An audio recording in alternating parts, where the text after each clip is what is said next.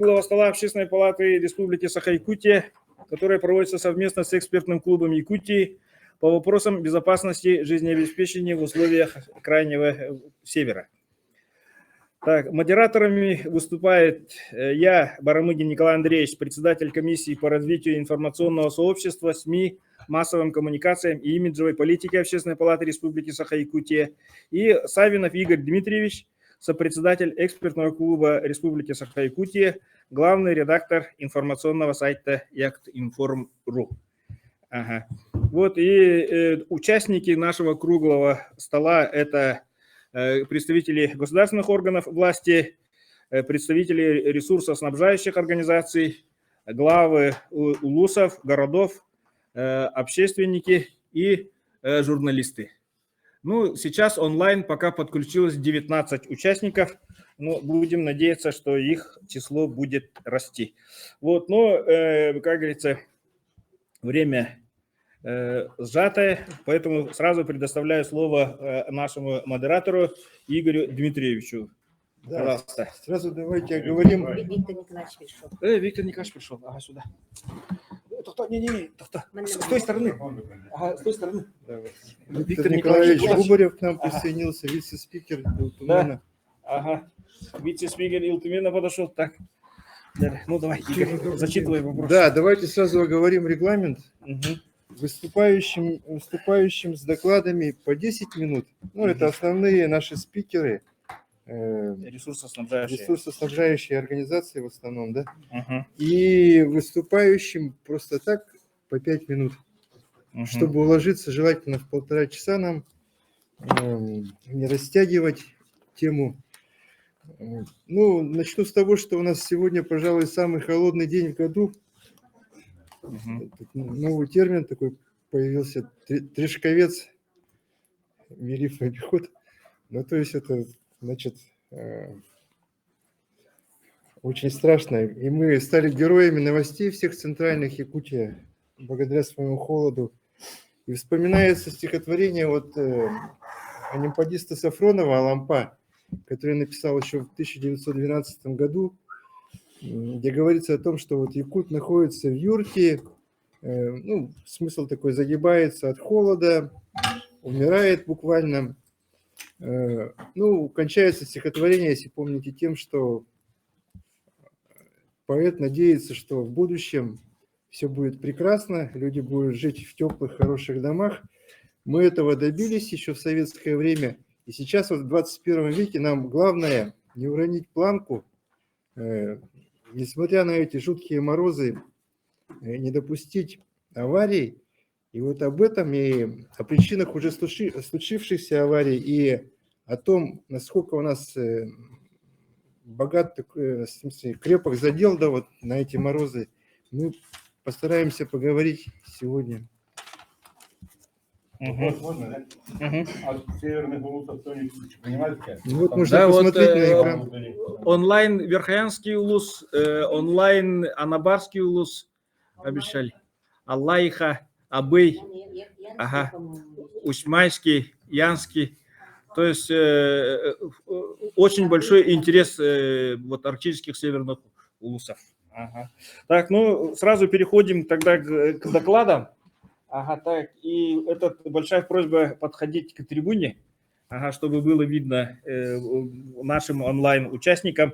Так, слово предоставляется Андросову Иннокентию Михайловичу, заместителю председателя Государственного комитета по обеспечению безопасности жизнедеятельности населения Республики Саха-Якутия.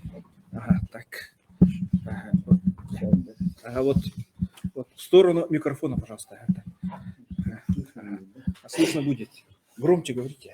Да, ну, во-первых, я работаю первым заместителем. Ага, первым Потому что мы сегодня Николай Андреевич уточнили по моей должности, да. Да, я помню, это, по-моему, 5-6 лет назад, когда были сбросы от паритей Белюй, да. Ага, да. Этот день и то совещание я до сих пор помню, да, когда мы, работая в Ленском бассейном водном управлении, открыли глаза, ну, населения, общественности. Да. И при том доказывать, что там у нас происходило. Угу. Вот.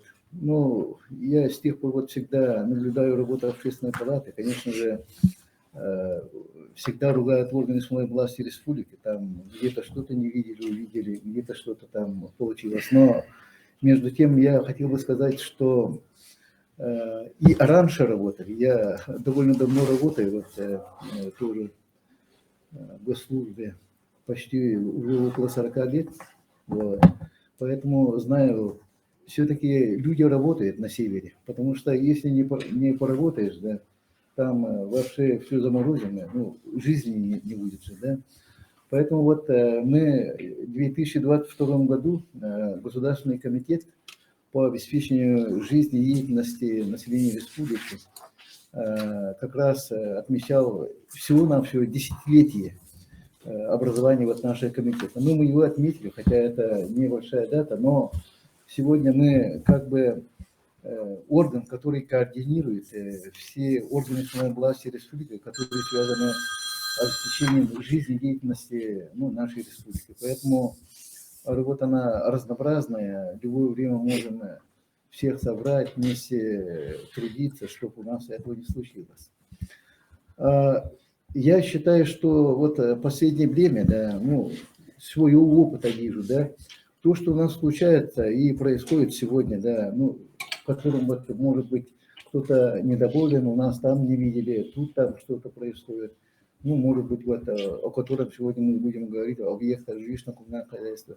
Это от того, что мы в целом-то живем экстремальной территории, где, значит, экстремальные природные условия.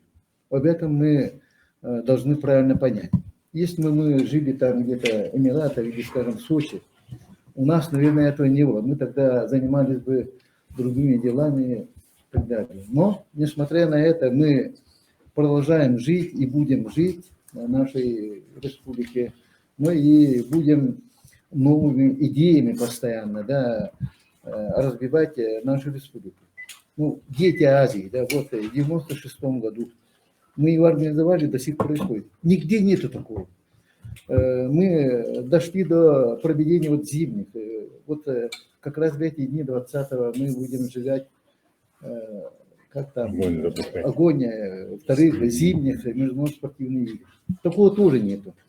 Об этом надо писать, это надо хвалить и так далее. В 96-м году мы перевозили, многие не знают, наверное, огонь первых спортивных, международных спортивных дети Азии с Америки.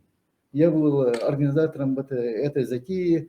Впервые и последний раз свозили 153 человека, ну, вся свита, элитная свита, все спортсмены, олимпийские наши чемпионы, ездили в международные спортивные игры и привозили огонь олимпийский. Вот, поэтому в целом я хотел бы свести к тому, что сегодня что происходит у нас, это экстремальность наших условий. Вот, наверное, кто-то, наверное, будет задавать вопрос, вот почему у нас где-то там не хватает угля, почему там машины не ездят и так далее. Вот я хотел бы поэтому вот немножко остановиться по тем точкам, где сегодня мы держим на контроле. А остальное расскажет представители ГУПСа, которые вот каждый день сидят днем и ночью работают на эти темы. В целом, с начала отопительного сезона у нас более такие, ну, разряд, скажем, предчрезвычайных. Чрезвычайных пока нету. У нас было в Ушмайском улусе, когда наледь, который из-за того, что в этом году у нас воды много, и все горные речки дают очень большие наледи. Вот северяне все знают.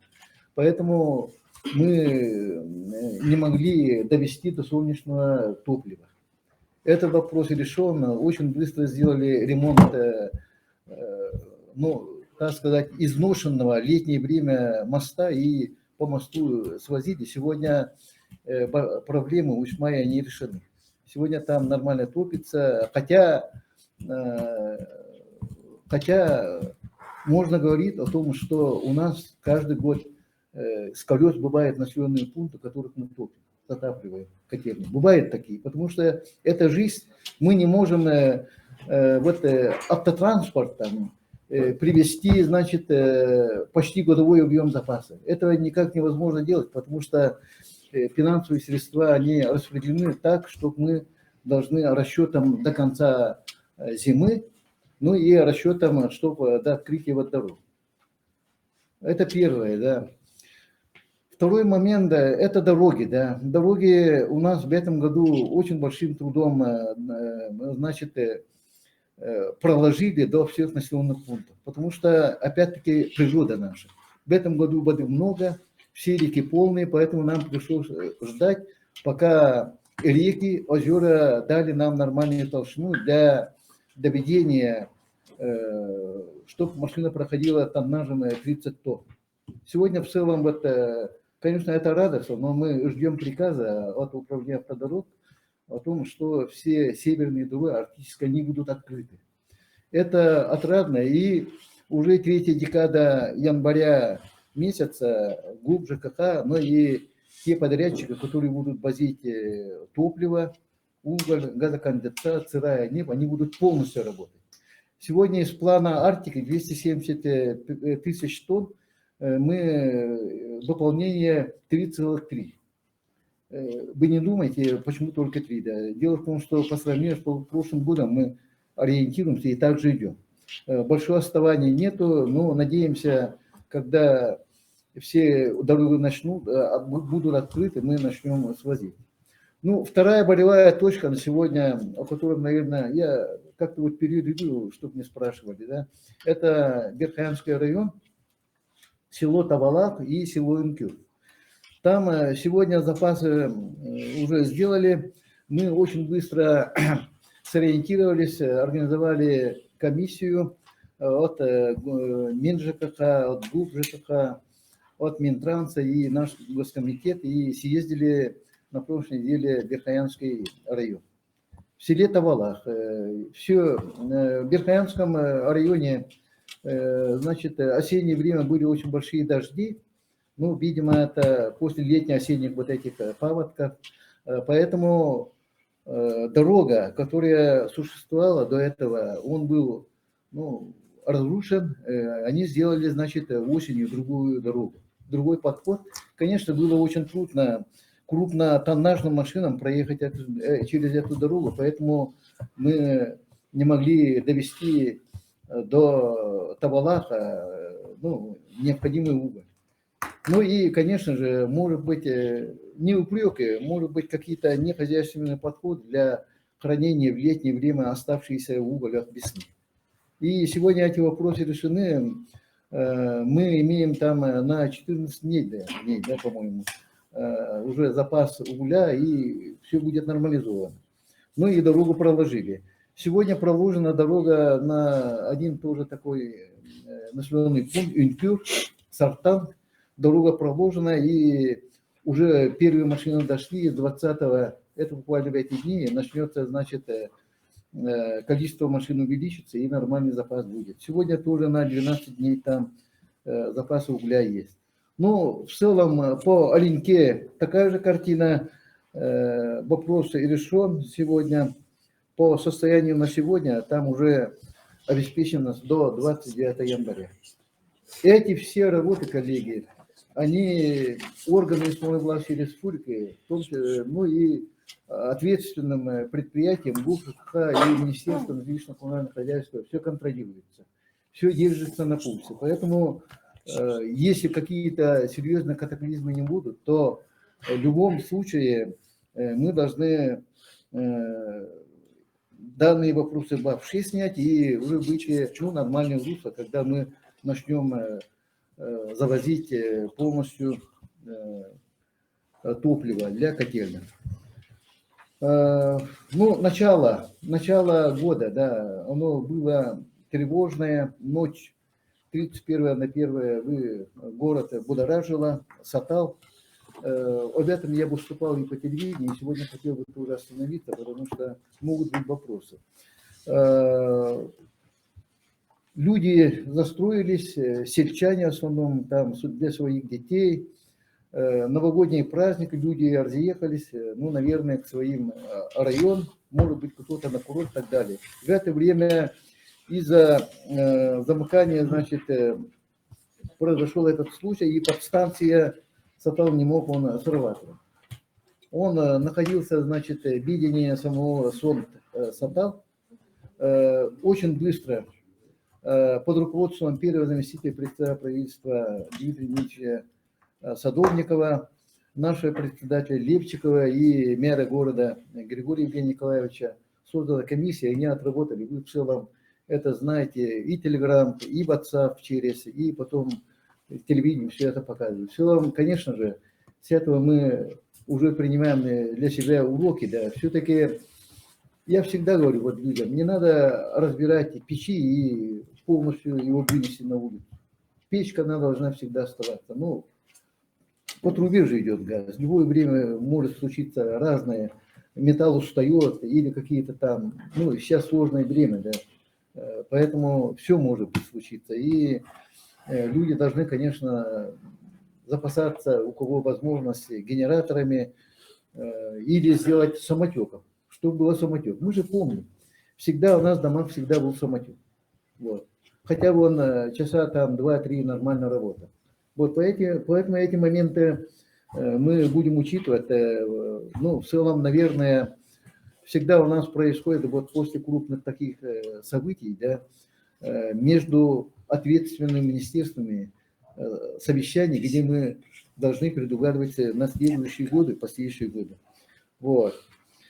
А так, в целом, вот все, что летом мы отрабатывали, Госкомитет, вы видите, вот очень вкратце вот пройду, взял слайд нашего отчета. Кстати, мы в нашем предприятии, комитете, отчет председателя уже прошел.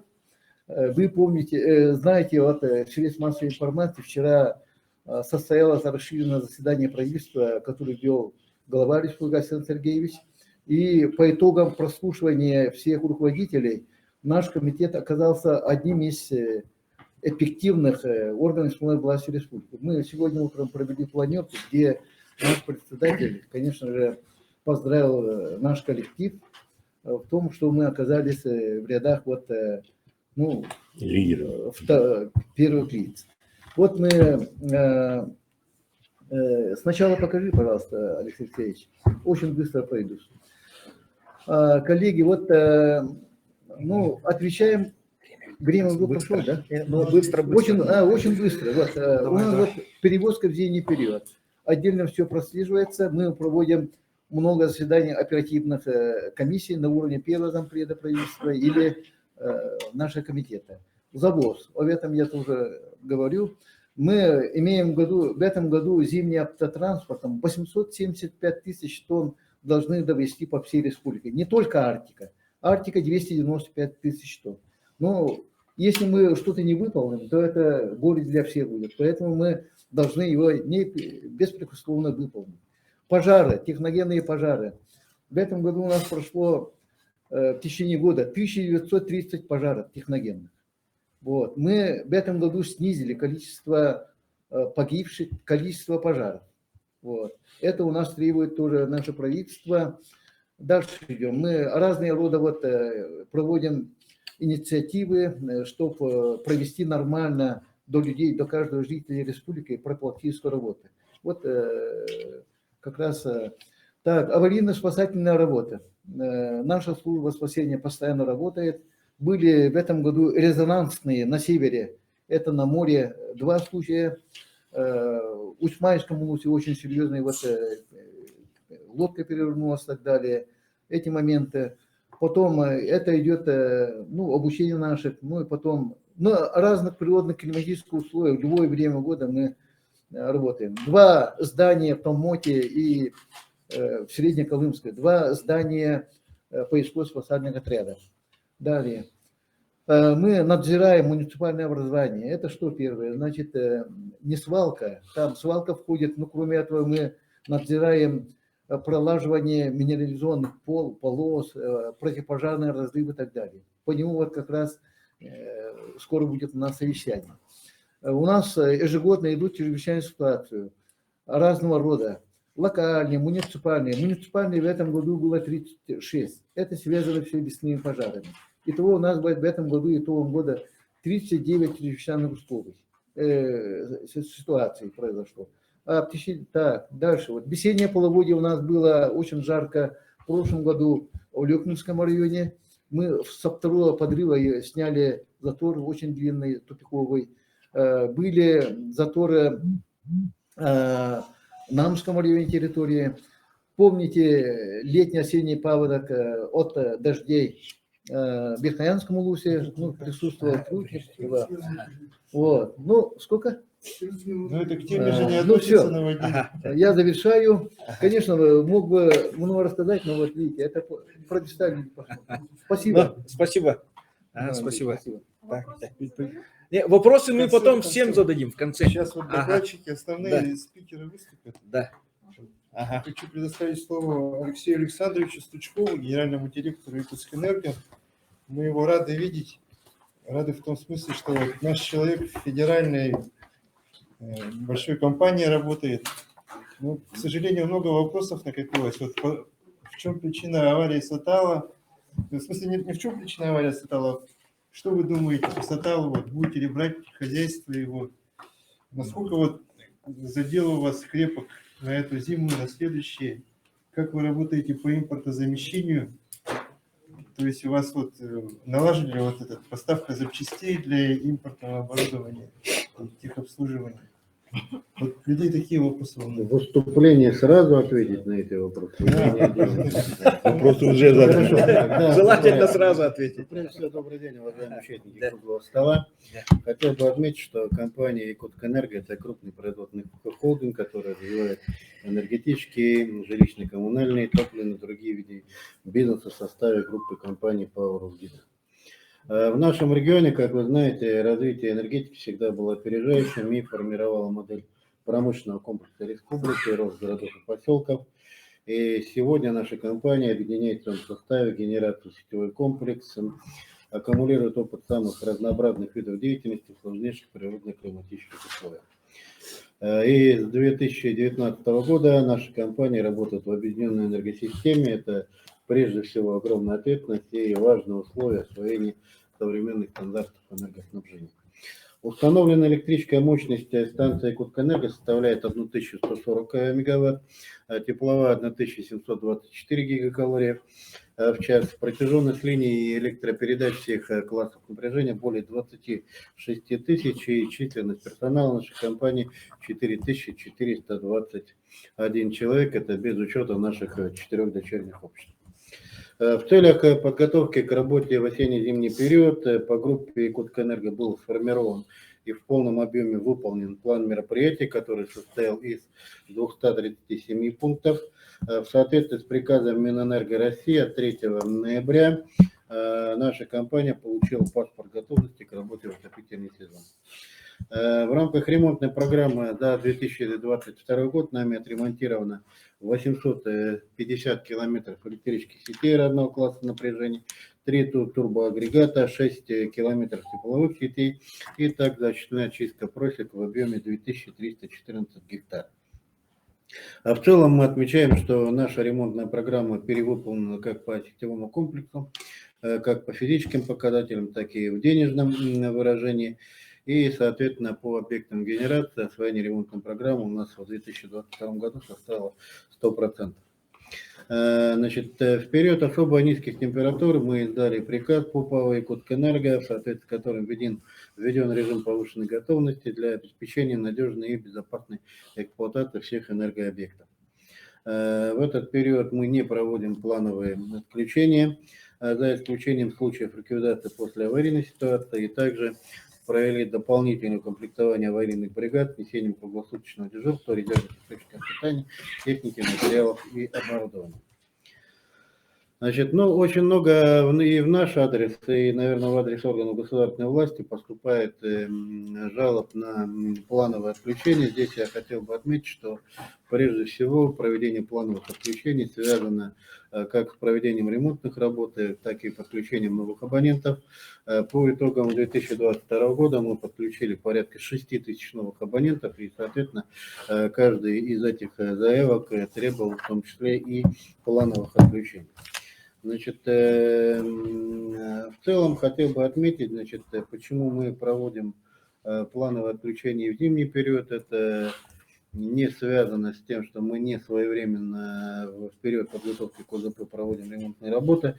Это связано с тем, что необходим ремонт или, допустим, замена опор, которым возможен подъезд только в зимний период. Это в основном линии электропередач, которые у нас расположены в лесных массивах, между населенными пунктами и, соответственно, обеспечивают большое количество наших потребителей. Также зимой производится плановое отключение или аварийное отключение, когда необходимо устранить аварийные дефекты, которые выявлены при проведении обходов, осмотров для предотвращения отключения линии на более длительный срок. И также, когда необходимо выполнить технологическое присоединение новых потребителей по их заявкам, на выполнение которых федеральным законом отведены жестко регламентированные сроки. В целях снижения аварийности и приведения электросетевого комплекса в нормативное состояние нами разработана программа повышения надежности электросетевого хозяйства нашей компании на период до 2028 года. Объем средств, которые необходимы на реализацию программы, составляет порядка 60 миллиардов рублей, то есть в годовом исчислении это от 7 до 8 миллиардов рублей, при том, что тарифные источники нам позволяют направить на эти цели порядка 3 миллиардов рублей. Также на постоянной основе мы проводим мероприятия, которые направлены на обеспечение безопасности объектов энергетики, а также минимизацию возможных последствий актов незаконного вмешательства. Но это коротко о том, какие меры принимает компания Якутэнерго в рамках, значит, обеспечения надежного энерго- и теплоснабжения наших потребителей. В целом же, если говорить, насколько велик запас прочности объектов энергетики республики, значит, хотел бы отметить, что совокупный индекс технического состояния по линиям 35-220 киловольт составляет 80%, по подстанциям более 80%, и, соответственно, состояние в целом энергохозяйства оценивается как удовлетворительное. В зоне ответственности нашей компании находится более 6 тысяч трансформаторных подстанций низкого класса напряжения, более 300 тысяч опор линий электропередач распределенных сетей, что, безусловно, не позволяет полностью исключить возможность локальных аварийных отключений. При этом персонал районов электрических сетей всегда находится в постоянной готовности к устранению таких нештатных ситуаций в минимально возможные сроки. Аварийные бригады, как я уже отметил, сформированы, разработана схема оповещения сбора и также полностью укомплектован аварийный запас и подготовлены резервные источники питания. Значит, то, что касается импортозамещения, но прежде всего это связано с работой нашей самой молодой станции, которой мы в 2020 году отметили 5 лет, это Якутская ГРЭС-2. Вы знаете о том, что при проектировании и, соответственно, строительстве были установлены 4 ламки 6000 производства американской компании General Electric, и мы не смогли, ввиду вот тех экономических санкций против Российской Федерации, которые были введены западными странами, провести, соответственно, плановые ремонты второй и четвертой машины, четвертой и первой машины в 2022 году, и в этой связи совместно с системным оператором мы в течение второго полугодия 2022 года вводили так называемый щадящий режим работы. Мы разработали план замещающих мероприятий. Эти мероприятия достаточно капиталоемкие, мы их оцениваем порядка даже более 10 миллиардов рублей. Нами уже в сентябре 2022 года заключено 2 контракта с компанией Лентурборемонт на изготовление достаточного количества лопаток и оборудования для капитального ремонта 3 и 7 турбин на ГРЭС-1. Также у нас сейчас на стадии заключения договора с компанией ОДК Инжиниринг на приобретение 2 ГТУ мощностью 25 мегаватт модульного исполнения, которые будут смонтированы на площадке ГРЭС-Новая. Ну и кроме этого уже правительственной комиссией принято решение о перепроектировании строительства второй очереди Якутской ГРЭС-2, где изначально также планировалась установка ЛМок, но сегодня принято решение об установке там пары силовых установок отечественного производства. А в целом же мы также сейчас совместно с нашей материнской компанией рассматриваем возможность и замены импортного оборудования и на станции ГРЭС-Новая. Значит, то, что касается резонансного случая, который произошел 1 января, значит, ну, прежде всего хотел бы отметить, что аварийная ситуация произошла на абонентской линии, которая сегодня принадлежит и обслуживается самими СНТ «Сатал».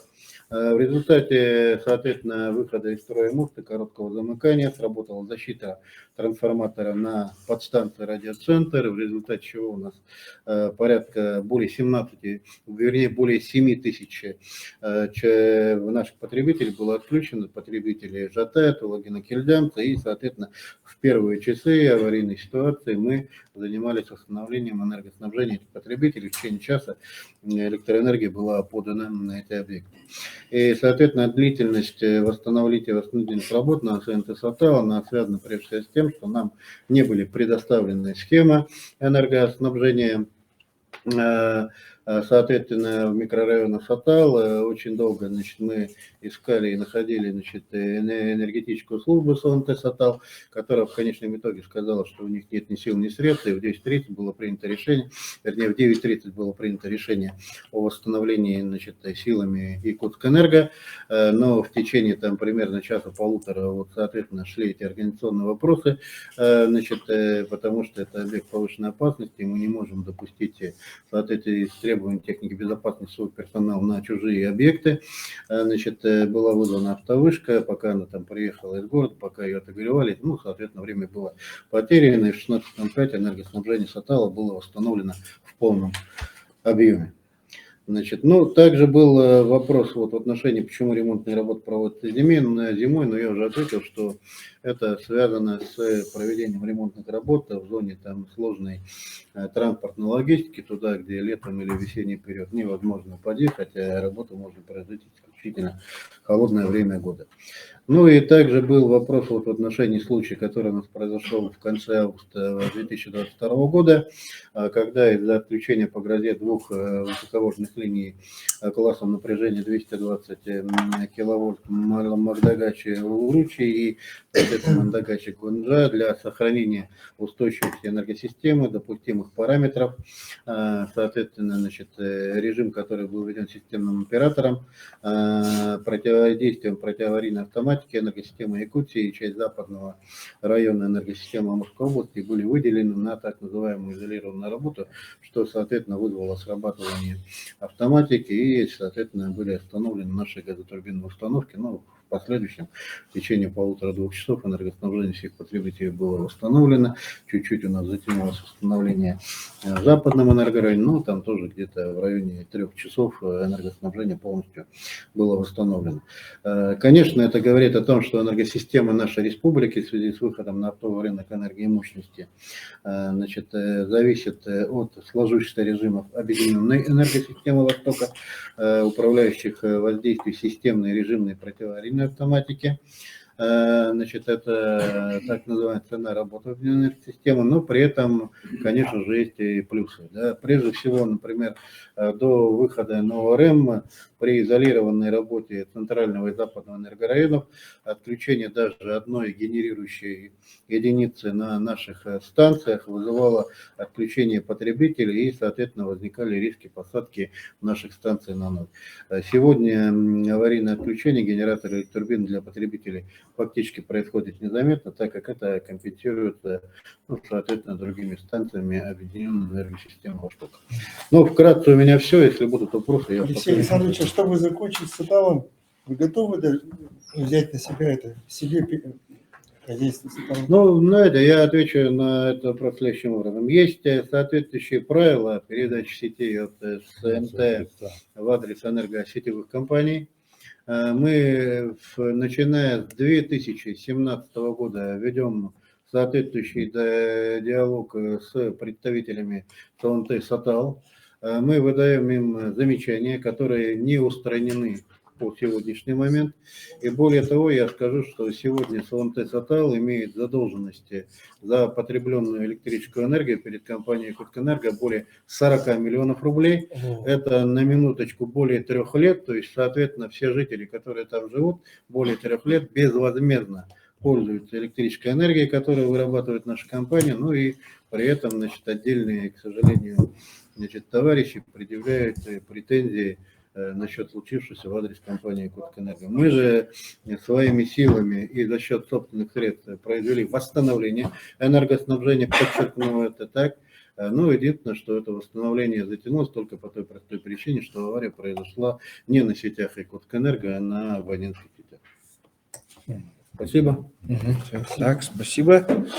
Слово предоставляется Никифорову Егору Витальевичу, заместителю руководителя по оперативному контролю Департамента энергетики, оперативного контроля и жилищной политики Министерства жилищно-коммунального хозяйства и энергетики Республики Саха-Якутия. Уважаемые участники круглого стола, хотелось бы сначала поблагодарить больших наших предприятий, да, за то, что они помогают нам, мелким предприятиям, которые, к сожалению,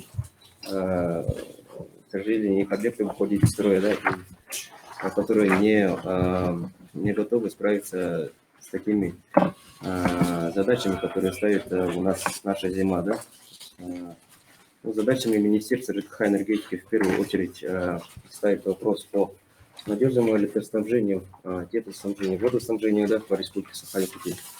Наша республика, конечно, наши морозы, это для нас не нонсенс, да, а для федеральных органов структуры и для центральных регионов. Это сейчас, у них сейчас морозы, да, большие морозы, которые у них никогда не были. Коллеги, конечно, у нас с нами советуются, как в этих ситуациях делать. Да, в целях подготовки к отопительному сезону у нас проводится ряд мероприятий, которые необходимо сделать, чтобы пройти отопительный сезон с сентября по май. И в некоторых арктических районах это у нас отопительный сезон продолжается целых 12 месяцев, да, в Тикси и Алаеховские районы. В этом году Республика Саха-Якутия, согласно исполнению приказа Минэнерго, Газстроя, да, согласно приказами Ростехнадзора, федеральной структуры, получила все паспорта готовности к отопительному сезону, да, то есть это полностью нашими предприятиями отремонтированы плановые ремонтные работы на 2022 год. Также полностью завезено перед навигацией топливо для котельных и энергообъектов. У нас навигация и обеспечение ТЭР находится на постоянном контроле. Заводится ТЭР на опережение, да, то есть если мы заводим навигацию 22 год, это используется на 23 год. В этом году получается, если говорить, почему в некоторых районах заводится с колес завозим мы в те районы, которые постоянно имеется дорога, да, без зимников и так далее. При этом в арктических и северных районах, к сожалению, в некоторых населенных пунктах в летнее время невозможно довести топливно-энергетические ресурсы, да? При этом только в период зимника она осуществляется.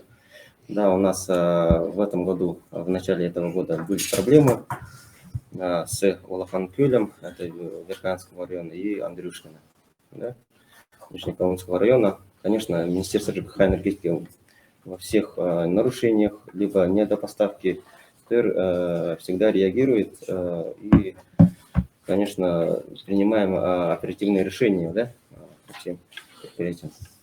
Хотелось бы, кстати,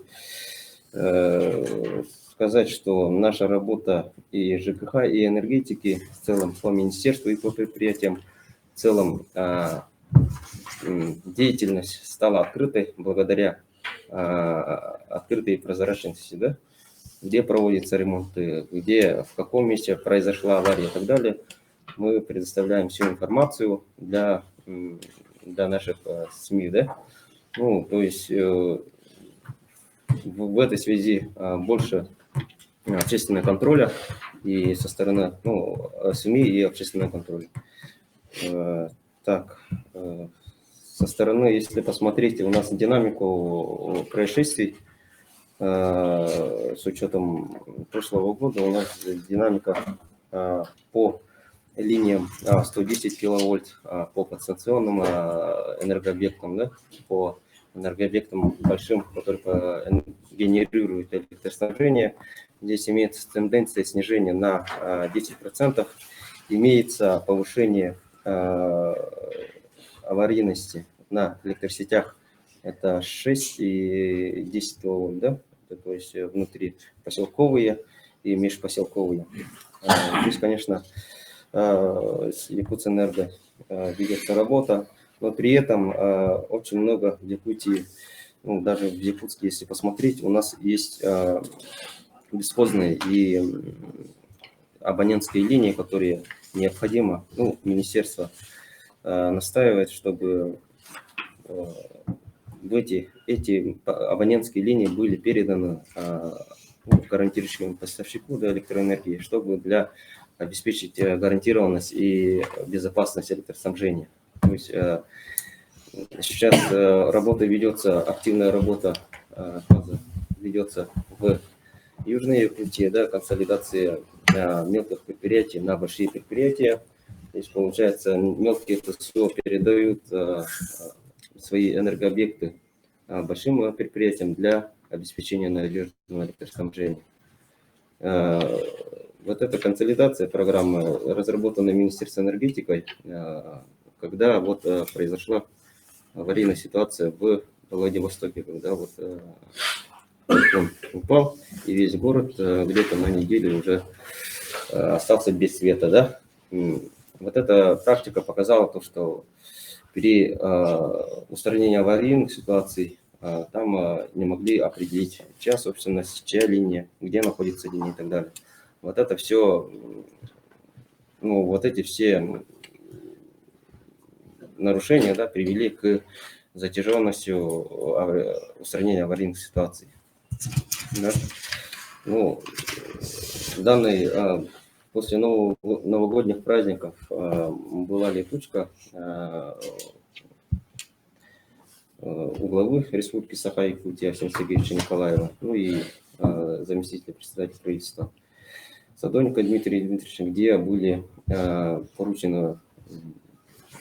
даны поручения Якутэнерго, ну, города Якутску, да, чтобы по пересмотре регламента устранения нарушений, да, аварийных ситуаций, чтобы наши аварийные службы более активно реагировали и оперативно рассмотрение вопроса передачи абонентских линий на территории города Якутска, да, на праве либо оперативного обслуживания, либо на передаче безвозмездной форме на баланс Якутэнерго.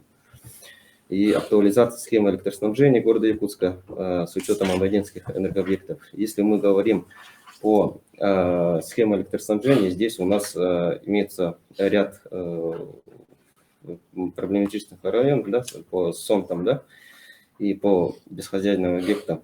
Конечно, если мы не знаем схему, где она находится, у кого находится, это затрудняет оперативное взаимодействие и устранение аварийной ситуации, где такая ситуация случилась, например, в сентябре, когда у нас в городе Якутске был тайфун, да, целую неделю мы, благодаря Якутэнерго, да, устранялись все последствия, да, тайфуна.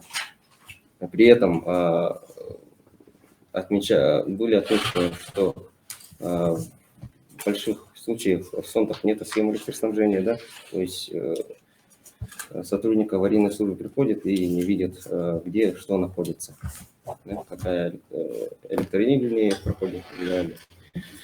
Поэтому мы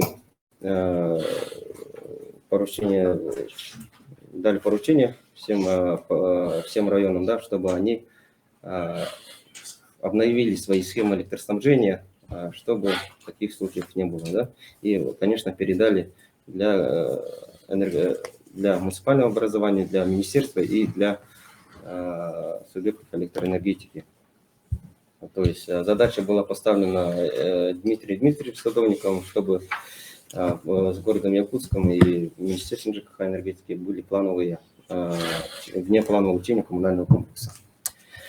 Ну, вкратце, если рассказать, то Министерство ЖКХ и энергетики реагирует на все аварийные ситуации. Я благодарен СМИ, да, что нашу работу делают более открытой и прозрачной. Спасибо. Спасибо. Спасибо. Слово Корякину Александру Ивановичу, руководителю ГУП ЖКХ Республики.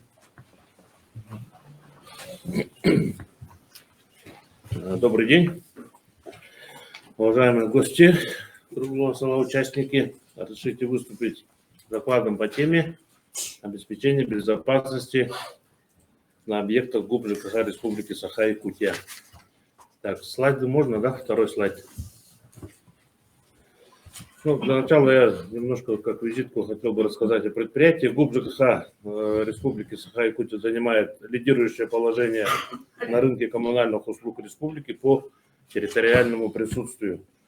Количество обслуживаемых источников теплогенерации, охвата теплоснабжением бюджетных учреждений объединяет в себя единую организационную структуру, которая состоит из 28 производственных филиалов. На нашем предприятии трудится более 9 тысяч человек, что составляет примерно половину персонала организации всего коммунального комплекса республики. Предприятие обеспечивает теплоснабжением 74% территории нашей республики, представляет коммунальные услуги в 314 населенных пунктах, в 27 районах нашей республики. Обслуживает 22% населения республики, которое проживает в отапливаемом жилищном фонде. Основными видами деятельности являются теплоснабжение, водоснабжение, водоотведение, жилищное эксплуатационное управление.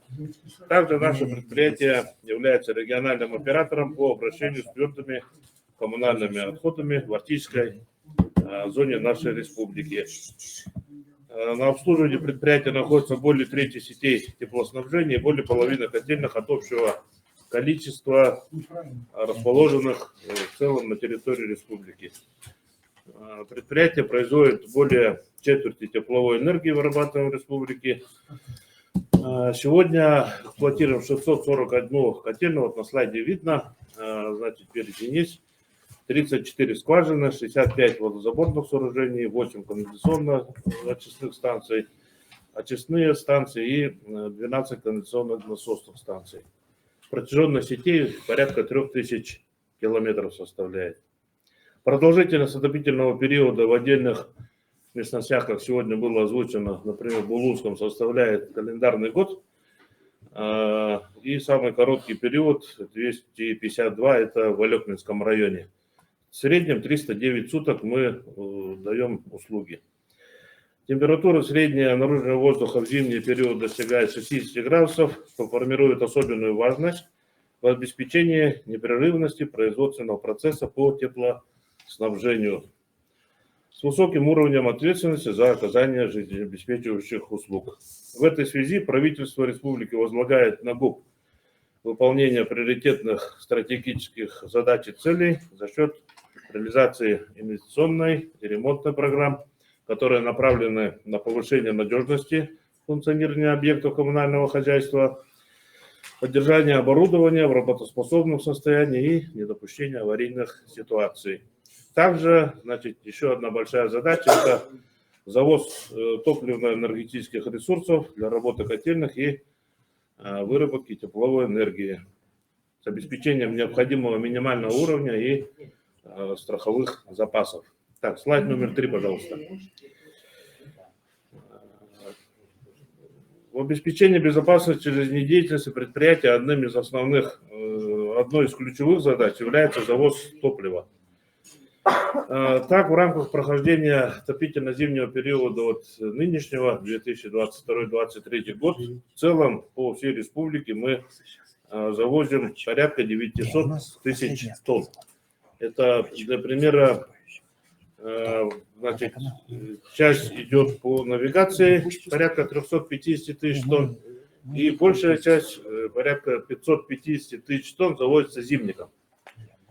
Надо понимать, что мы завозим зимникам до открытия следующего зимника. И та ситуация, которая сегодня озвучивается на примере Верхоянского района, село Улахан-Кёль, объясняю следующее, что значит, завоз был плановый, осуществлен вовремя. Запас топлива до открытия зимника, значит, был, но, как вот Иннокентий Михайлович озвучил, из-за ливневых дождей, значит, произошло смерзание, ухудшение, соответственно, качества угля, и, соответственно, не могла котельная выдать параметры, которые должна была выдавать. Поэтому было принято решение, 6 января, практически раньше на месяц, мы начали перевозку зимников. То есть мы совместно с администрацией УЛУСа организовали проезд, очень сложный проезд, и на сегодня вопрос сняли по каким-то рискам. Так, 5-й слайд, пожалуйста. Все котельно-тепловые пункты и прочие объекты обеспечены резервными источниками питания. Это наша надежность, да, которая сегодня вот в связи с отключением электроэнергии, к сожалению, достаточно часто запускаем. Так, 6-й слайд. У нас есть центральная диспетчерская служба. Вот, центральная диспетчерская служба нашего предприятия является ключевым звеном в работе коммунальной сферы. Оперативно и своевременно передана, обработанная и подтвержденная информация влияет на дальнейшее принятие решений в условиях низких температур, где каждая минута является решающей. В целях оперативной передачи информации на предприятии разработан регламент взаимодействия аварийно-диспетчерских служб, центральной диспетчерской службы, которая включает создание информационной базы в АДС филиалов, оснащение диспетчерских служб средствами связи и передачи информации. На сегодня для обеспечения постоянной связи все 28 наших аварийно-диспетчерских служб филиалов оснащены выходом в интернет, стационарными и мобильными телефонами.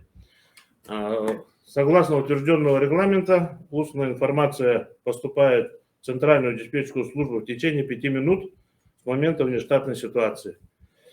И по установленной форме в течение 20 минут. Для проведения анализа работы объекта вся информация об отключениях и инцидентах аккумулируется в центральной диспетчерской службе, а также в федеральной системе мониторинга и контроля устранения аварийных ситуаций в сфере жилищно-коммунального хозяйства.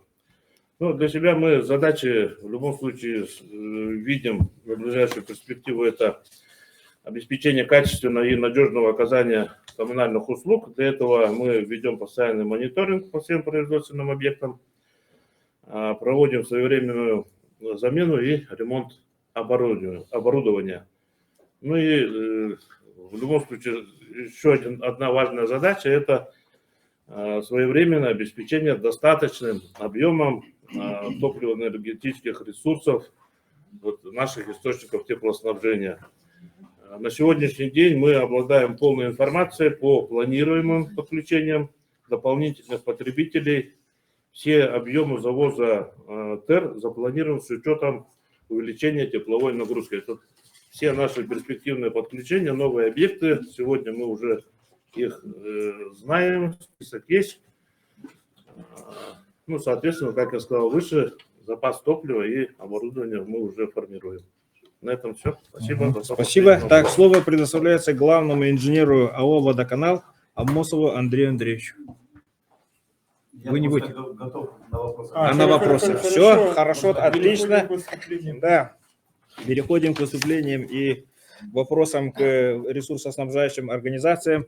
Вот вопросы финансирования, вопросы принятия бюджета находятся в ведении Государственного собрания Ил-Тюмень Республики Саха-Якутия. Здесь у нас присутствует заместитель председателя Государственного собрания Ил-Тюмень Губарев Виктор Николаевич. Так, вы отсюда скажите, там не видно будет. Ага, Не да, слышно, не видно. не слышно. Ага, и не слышно будет. Вот это. Видеокамера Ага, направлена. да. Ага. Так. Добрый день, особенно те, кто у нас онлайн. Вот сколько участников? Более Онлайн более 44 более участников, 44. 17 улусов. А? 17 улусов. 17 улусов. Вот я Мгм. прежде всего к вам обращаюсь. Ну, здесь мы рядом. Всегда еще поздравить. Вы с Новым годом поздравить вас. С выполнением всех стоящих задач. Их очень много. И ситуация в стране, в которой мы работаем сегодня, все для фронта, все для победы. С каждого района выехали участники от 10 до 30 человек и больше. Значит, выехали с каждого района. Мы сегодня, республика сумела организовать так работу, что каждый, ну, около 4000 где-то, значит, наших участников специальной военной операции, никто без внимания не оставлен. И очень многие районы приезжают, туда посылают своих представителей, необходимо, ну, то, что вначале было, этой формой, бронежилеты, и, значит, тепловизоры и так далее. И сегодня, значит, уже они уже многие вступили в боевые действия. Желаем им успехов и обязательно оказать внимание их семьям. Вот вопросы, которые сегодня действительно заслуживают очень большого разговора. Наверное, правильно, что сегодня Общественная палата в лице комитета постоянного, который контролирует, ну, который вот координирует эти вопросы по линии общественности, да, это правильно. Но вопросы, конечно, очень многие. Мне бы хотелось вот в этом году обратить внимание, если посмотреть, текущий год, 22-й, у нас около 500 вопросов, которые рассматривают различными организациями и общественностью, и в Государственном собрании у нас комитеты, круглые столы и так далее. Около 500 раз. Некоторые вопросы рассматриваются по 20 раз. А вот вопрос контроля исполнения, вот это должно быть самое главное. Если предыдущий был какой-то разговор на эту тему, то надо посмотреть, а как же он выполнялся. И вот сегодня, я думаю, что к этой практике нужно никогда не забывать. Ну, если взять жилищно-коммунальную сферу у нас, на 9% повысились тарифы. На 9%. Одно из вопросов, но почему эти причины, факторов, которые говорят, что смягчение инфляции. Ну, давайте сегодня, что такое, что значит смягчение инфляции? Надо, чтобы она не росла, да? На сегодня 11,6% инфляции, 11,6%. Чтобы смягчить инфляцию, значит, в этом году повышать заработную плату не надо, доходы повышать тоже не надо, потому что если они будут повышать, значит, то инфляция будет расти, безусловно. Спрос будет, либеральная рыночная экономика в чем? Спрос будет возрастать, и, соответственно, цены тоже будут возрастать. Ну, на 9%. Это вообще-то много очень. Вот жилищно-коммунальное, вот здесь мы слышали, значит, и отчеты все. У нас 30% это ГУП. Это государственное унитарное предприятие. Государственное унитарное предприятие, я говорю, 30% обеспечивает коммунальные услуги. А 70% это частное предприятие. Частное. Сфера частного бизнеса. А дотации, субсидии из федерального бюджета, ну, в этом году, в 2022 было 24 миллиарда. Приличная сумма. 24 миллиарда. Из них 3 миллиарда на это субсидии на электроэнергию, а 21 непосредственно на, значит, жилищно-коммунальные услуги. 30 в этом году уже примерно требуется более 30 миллиардов рублей субсидий. Поэтому качество этой работы, значит, и ответственность должна быть, соответственно, больше. Поэтому здесь, если посмотреть, мы, конечно, эта цифра большая. 6 миллиардов рублей не доплачивают население за жилищные и коммунальные услуги по итогам года. 6 миллиардов рублей. Но если посмотришь, как, значит, у кого-то есть причины, может быть, те недисциплинированные, но многие даже семьи не могут доплатить. И у нас в бюджете по закону те, кто имеет доход на одного члена семьи меньше 15%, у него идут, больше 15% идут затраты на коммунальные услуги, то ему положена дотация. Мы считаем эту цифру нужно не с 15, 10% ограничить, 10%. Потом прокуратура проверила вообще, ну, в основном-то наше дисциплинирование, тем не менее 2600 квартиросъемщикам им было насчитано с превышением заработной платы. Им пришлось вернуть, правильно, вернули более 1 миллиона рублей. Но это считается, что сегодня мы не найдем возможность, не найдем ответственных за управляющие компании. Их в течение года меняются, их в течение 10 лет многие изменились, и никто не ответил, почему они обанкротились, почему прекратили, передали. И ответственность никто не несет. И никто их не контролирует. Тоже это очень плохо. Поэтому вопросы бюджетные, сейчас будет корректировка бюджета.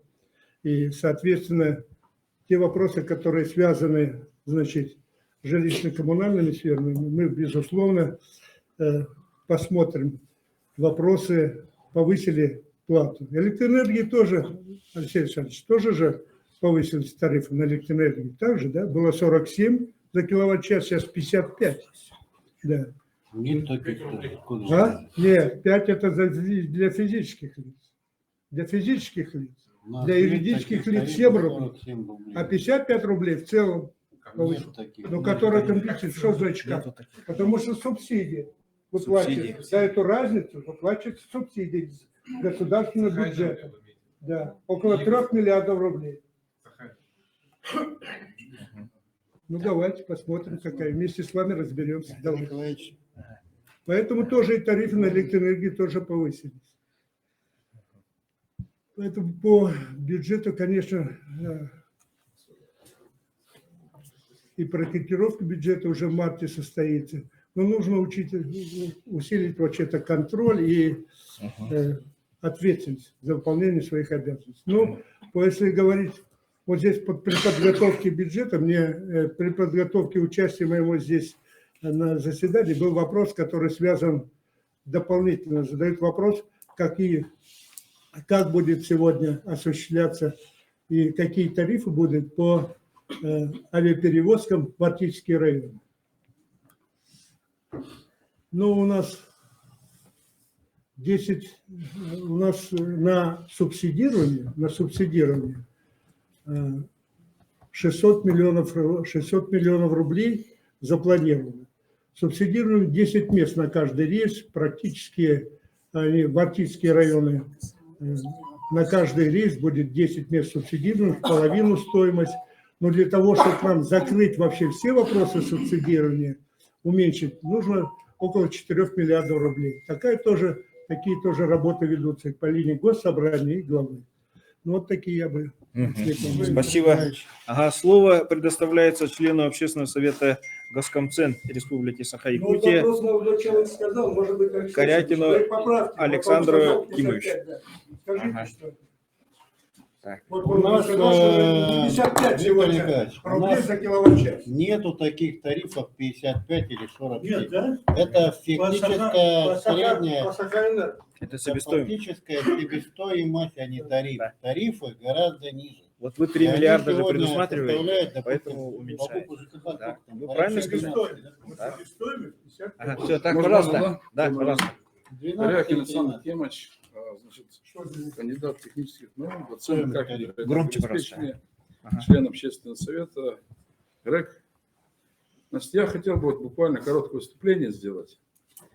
Ну, опыт мой такой, скажем, 10 лет науки, 10 лет на производстве, 10 лет в управлении, да, государственным. Поэтому наука я, энергетикой как бы со всех сторон позанимался, да. Последние 4 года в АГТУ есть время.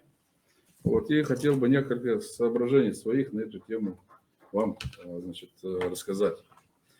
Что такое безопасность, техническая надежность? Это вот такие серьезные вещи, технические, математические, экономические, да, которые присущи нашей территории. К великому сожалению, те решения, которые приняты ранее, приводят к тому, что у нас могут произойти системные ошибки. А системные ошибки – это уже глубокие аварии, глубокие потрясения, ну и тому подобное. Я приведу вам маленький пример. Конец 90-х годов, начало 2001 годов, значит, реформа электроэнергетики. Алексей Александрович сегодня подтвердил, он сегодня представил у нас только две структуры. Значит, это генерацию и сети. Сбыт у него уже вот ушел. Вот. Через какое-то определенное количество времени и него и генерация отойдет, ну, сети останутся, неизвестно еще. Будут, не будут, ну, по крайней мере, 4 человека за мистера Алексея Александровича здесь будут сидеть, если будете приглашать на такие совещания. То есть идет капитальное дробление электроэнергетики по закону, федеральному закону об электроэнергетике Российской Федерации, который был издан в начале 2000-х годов. В 2007 году была полностью, значит, раздроблена и окончательное формирование провело РАО из России. Чубайсовская реформа, да. К сожалению, господин Чубайс, сделав реформу, сейчас уехал, отвечать некому. Ну, вот. А все это дело у нас продолжается. Что я хочу сказать? Первое. Было продекларировано, что будет конкуренция в области генерации, низкий уровень. На сегодняшний момент у нас есть низкий уровень конкуренции, искажение цен на оптовом рынке электроэнергии, отсутствие единого конкурента рынка мощности. Рынка мощности практически не существует. Есть прямые двойственные договора в центральной полосе России. Остальная часть там порядка это 70%, остальное как бы это считается рынком. Присутствует излишняя многосубъектность, приведшая к потере запутанности управления. Значительный рост числа менеджеров различного уровня из-за многозвенности систем управления. Вот вы сказали, что управляющая компания, сейчас не у кого спросить управляющей компании. Вот то же самое может случиться и с ПАО «Якутскэнерго». Сейчас руководитель любого территориального энергетического предприятия, будь то генерирующее, передающее или бытовое, считается в народе местным феодалом. Дробление энергосистем привело к использованию по регулированию предельных уровней, привязки к инфляции вместо учета прогнозного баланса и обоснованных затрат энергокомпаний.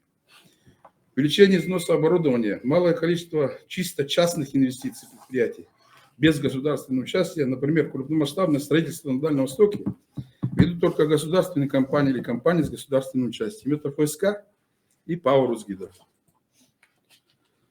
Массовая погоня за выполнением финансово-экономических показателей привела к раздутию штата всевозможных финансистов, менеджеров, в ущерб профильным специалистам-энергетикам. Руководителям электроэнергетических компаний назначаются далекие вообще от энергетики люди. Системная ошибка. Эффекты от крупных энергетических объектов, построенных компанией с государственным управлением, не дошли до потребителей в связи с отсутствием масштабного строительства и ремонтных работ по распределительным линиям электропередач 35 киловольт и ниже. Крупняк более сделали, 220-110, а до мелочевки еще руки не дошли. Все у них сидит в ремонтной компании, которая не очень большая, каждым годом все меньше и меньше становится. В связи с этим необходимо пересмотреть, значит, концепцию, вообще парадигму развития электроэнергетики Российской Федерации. Потому что мы опять делаем системную ошибку. То есть опять же наступаем на те грабли, которые могут привести к крупным авариям. Возьмем опыт нашего ГУПа ЖКХ.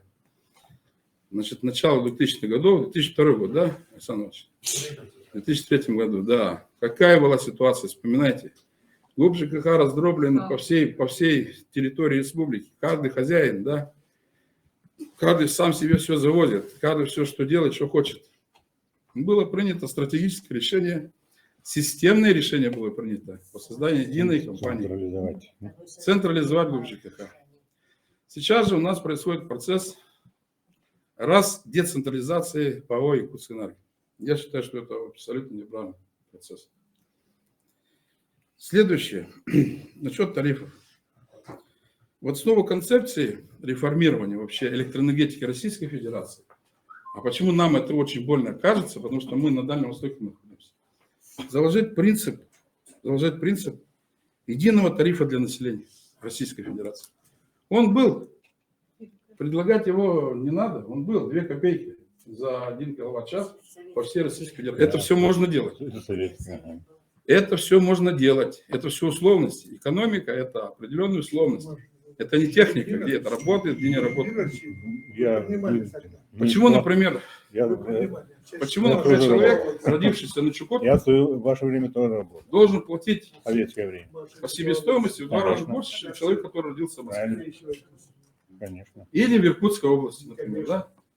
Это же несправедливость, гражданская несправедливость, я считаю. Такой подход, как единый тариф, был всегда в электронной реформе и развал единой энергосистемы. Тариф, я сказал, был 2 копейки. Единая энергетическая система функционировала как единый механизм, стирая грани между часовыми поясами. Безусловно, в нынешних условиях возможна дифференциация по категориям населения. Считаю, что принцип единого тарифа для населения является социально справедливым подходом, что в современной экономической и политической ситуации мог быть востребован. Внедрение единого тарифа для населения было бы реальным мероприятием по борьбе с бедностью России, а не унижающей подачки в виде субсидий, которые потом все равно приходят к энергоснабжающим организациям, а с точки зрения населения все эти субсидии приходят к энергетическим олигархам. Принцип единого тарифа на электроэнергию хотя бы для населения России можно было издать даже при современном состоянии электроэнергетики и государственном управлении отрасли. Это все вопросы методики и работы компьютеров, усиления и централизации функций ФАС России. Я обращался с этим вопросом в Министерство энергетики Российской Федерации, Федеральную антимонопольную службу. Они ответили, да, это все возможно сделать, но регионы должны договориться между собой. И мне предложили, вы инициируете процесс интеграции на Дальнем Востоке и Иркутской областью, чтобы Дальний Восток и Иркутская область была единой зоной, где был единый тариф для населения. Почему этим не занимаемся мы? Ведь можно этим заниматься? Можно заниматься. Ответ был положительный. На сегодня электроэнергетика Дальнего Востока, а конкретно Якутии, я считаю, должна оставаться вертикально интегрированной структурой. Реформы, проведенные в центральной полосе России, не могут работать на Дальнем Востоке. Не может быть конкурентной среды, и нет, потому что нет межсистемных связей. Нет межсистемных связей. Поэтому, уважаемые друзья, значит, я прошу вот запомнить, что я выдвинул как бы 2 направления. Это значит, надо подходы менять в развитии электроэнергетики Российской Федерации в целом. Вот. И надо проталкивать как можно единый тариф для населения Российской Федерации. У меня все. Так. Ага. Я тут посчитал, что 2 копейки по-современному 30 рублей. Если учесть, что раньше коробок спичек стоил 1 копейка, сейчас 15 рублей. Бесплатно. Так. Алексей Александрович, секундочку. Алексей Александрович, на вас смотрю. Вот сейчас немножко давайте уточним по тарифу на электроэнергию. 55 рублей – это себестоимость, да? Так или нет? Себестоимость киловатт-часа, да? Которые вырабатывают дизельные электростанции Сахара. Ну, Сахаэнерго, конечно. Ну, Сахаэнерго, я говорю, по Сахаэнерго у нас же дойдет. Была 47, да? Ну, где-то 47. Сейчас повысил себестоимость. Повысился. Почему повысился? Дистопли уже скоро будет 80 рублей. Сейчас уже 70. Но это же государственная задача. Вот сейчас очень хорошо вы дополнили и сказали, что действительно, потому что сегодня электроэнергетика вся отдали в частные руки. Это не государственное стало. Вернуть надо это все государству. Вернуть. Сегодня самые большие доходы. Поэтому получается, что тариф... Нет, сейчас, чтобы было то ясно. Ну, назовите хотя бы пример одной частной компании в электроэнергетике. Чего вы заявляете? Росгидро – это государственная компания, Россети – государственная компания, ФСК – государственная компания. Какая компания является частной? Есть частные компании, которые являются так называемыми ТСО, и которые занимаются обслуживанием распределительных сетей. Например, в тех же СОНТ, Дача, либо, значит, каких-то других небольших населенных пунктах. И это частные компании, не оказывают услуги. И что, кто от этого страдает? ВК-2, ВК-3 частные компании. Конечно. Ну, Нет, это там центральная Россия. Поэтому, да, совершенно верно, что сегодня тарифы для физических лиц 5 рублей за киловатт-час, Не, 7 рублей за юридических лиц. Не-не-не, 7 рублей за частников. Ну, Да, 7 юридических, рублей. юридических Не-не, лиц. за физлиц 7 рублей. И плюс 7,90 физлиц, сколько-то там. 5,7. Ну, все, 5,7. Я знаю, что у Это меня на доплачивается 2000 3 миллиарда повысилась рублей. Кстати, они оплата еще сегодня не ЖКХ за поступили. месяц. 3 миллиарда рублей еще не поступили вот на это, чтобы, значит, использовать. Поэтому совершенно правильно. Менять надо. Государственно должно быть регулировано всей энергосистемой. Другого выхода не будет. Так, Так это и есть, Виктор Не, Николаевич. не так, не так. Если И посмотреть. 3 миллиарда, о которых вы говорите, это и есть как раз то, о чем вы говорите. Конечно. Снижение тарифа Конечно. для Николай Андреевич, того, чтобы он Ага. платил. сейчас Добрый день. вопросы от членов общественной палаты. Сейчас минутку обсуждения. Августа Дмитриевна Марфусалова просит слова. Вопросы. И вопросы, и слова. Вот у Можно, меня, да? Значит, Не-не, сейчас Августа Дмитриевна Александр Иванович, задаст вопрос. вопрос. Значит, вы сказали, что у вас 27 районов Да. подключено. А остальные это что, у них частные получается? Да, я поняла, что это крупные промышленные. Сервис есть фирма, вот, дочерняя компания Якутскэнерго. Они Мгм. обслуживают много районов. Нам Мгм. кому-то Города быт, Нам Коммунэнерго есть. много Ну, других когда компаний. объединяли, в 2008, по-моему, объединение шло, да? В третьем году создали Да. групп, нынче 20 лет. Вот тогда очень сложно все это шло, слишком много споров. Это вот одно. И второе, значит, у меня кто-то вот, когда вы начинаете подготовку к зиме, вы как-то вот смотрите по численностям населенных пунктов или нет? Отслеживаете ли удаленно, например, такие, как Себян, Кёль, насколько он готов, да? И, значит, ну, Тяня там, да? Еще в Верхнеколымском очень есть. Готовность именно объекта, да, надзирает Рособоронадзор, да. Мы со своим правительственной комиссией мониторим и общей координации ведем, да, подготовку к отопительному сезону. Предприятия, что надо делать, как надо это делать, да. А надзорные органы, как прокуратура, Рособоронадзор, да, уже надзирают и дают оценку, да. Готов ли этот объект, либо нет. Всё. То есть это федеральный суд. Объемы, наверное, разрабатываются в соответствии с нормативами, которые Конечно. они берут вот в настоящий момент. Сколько Конечно, населения проживает, Да, расстояние. одномоментно, конечно, не все ремонтируется и так далее, да. Сейчас из-за удорожания топливно-энергетических ресурсов, да, у нас половина доходов, получается, предприятие уходит на покупку и завозы. Покупка, там Да. и транспорта нету, завоза Это колоссальные нет, деньги, да? которые республика не может пока в данное время отрегулировать. Вот этот рост цен, да, рыночной стоимости. И, Алексей Александрович, такой вопрос очень узкий. Вот скажите, пожалуйста, вот Енгра, она не входит в обслуживание вашего ведомства. Это вне Венгрии. Находится она в 5 километрах от общих энергосетей. Как вот вы смотрите? Вообще, Южный Якутский энергорайон – это не зона действия ПАО «Якутскэнерго». Объекты генерации там дальневосточная генерирующая компания АО. И, соответственно, сети там обслуживает ДРСК, дальневосточная сетевая компания. То же самое происходит и в Енгре. Поэтому Якутскэнерго к этому энергорайону сегодня не Да, имеет. в Южной Якутии, например, в Енгра, да, сейчас там магистрат Иркутска, да, там сейчас идет активная фаза консолидации. Да? Да. Начали Да, работать. передача объектов на более крупные, например, ЮСК, да. Вот.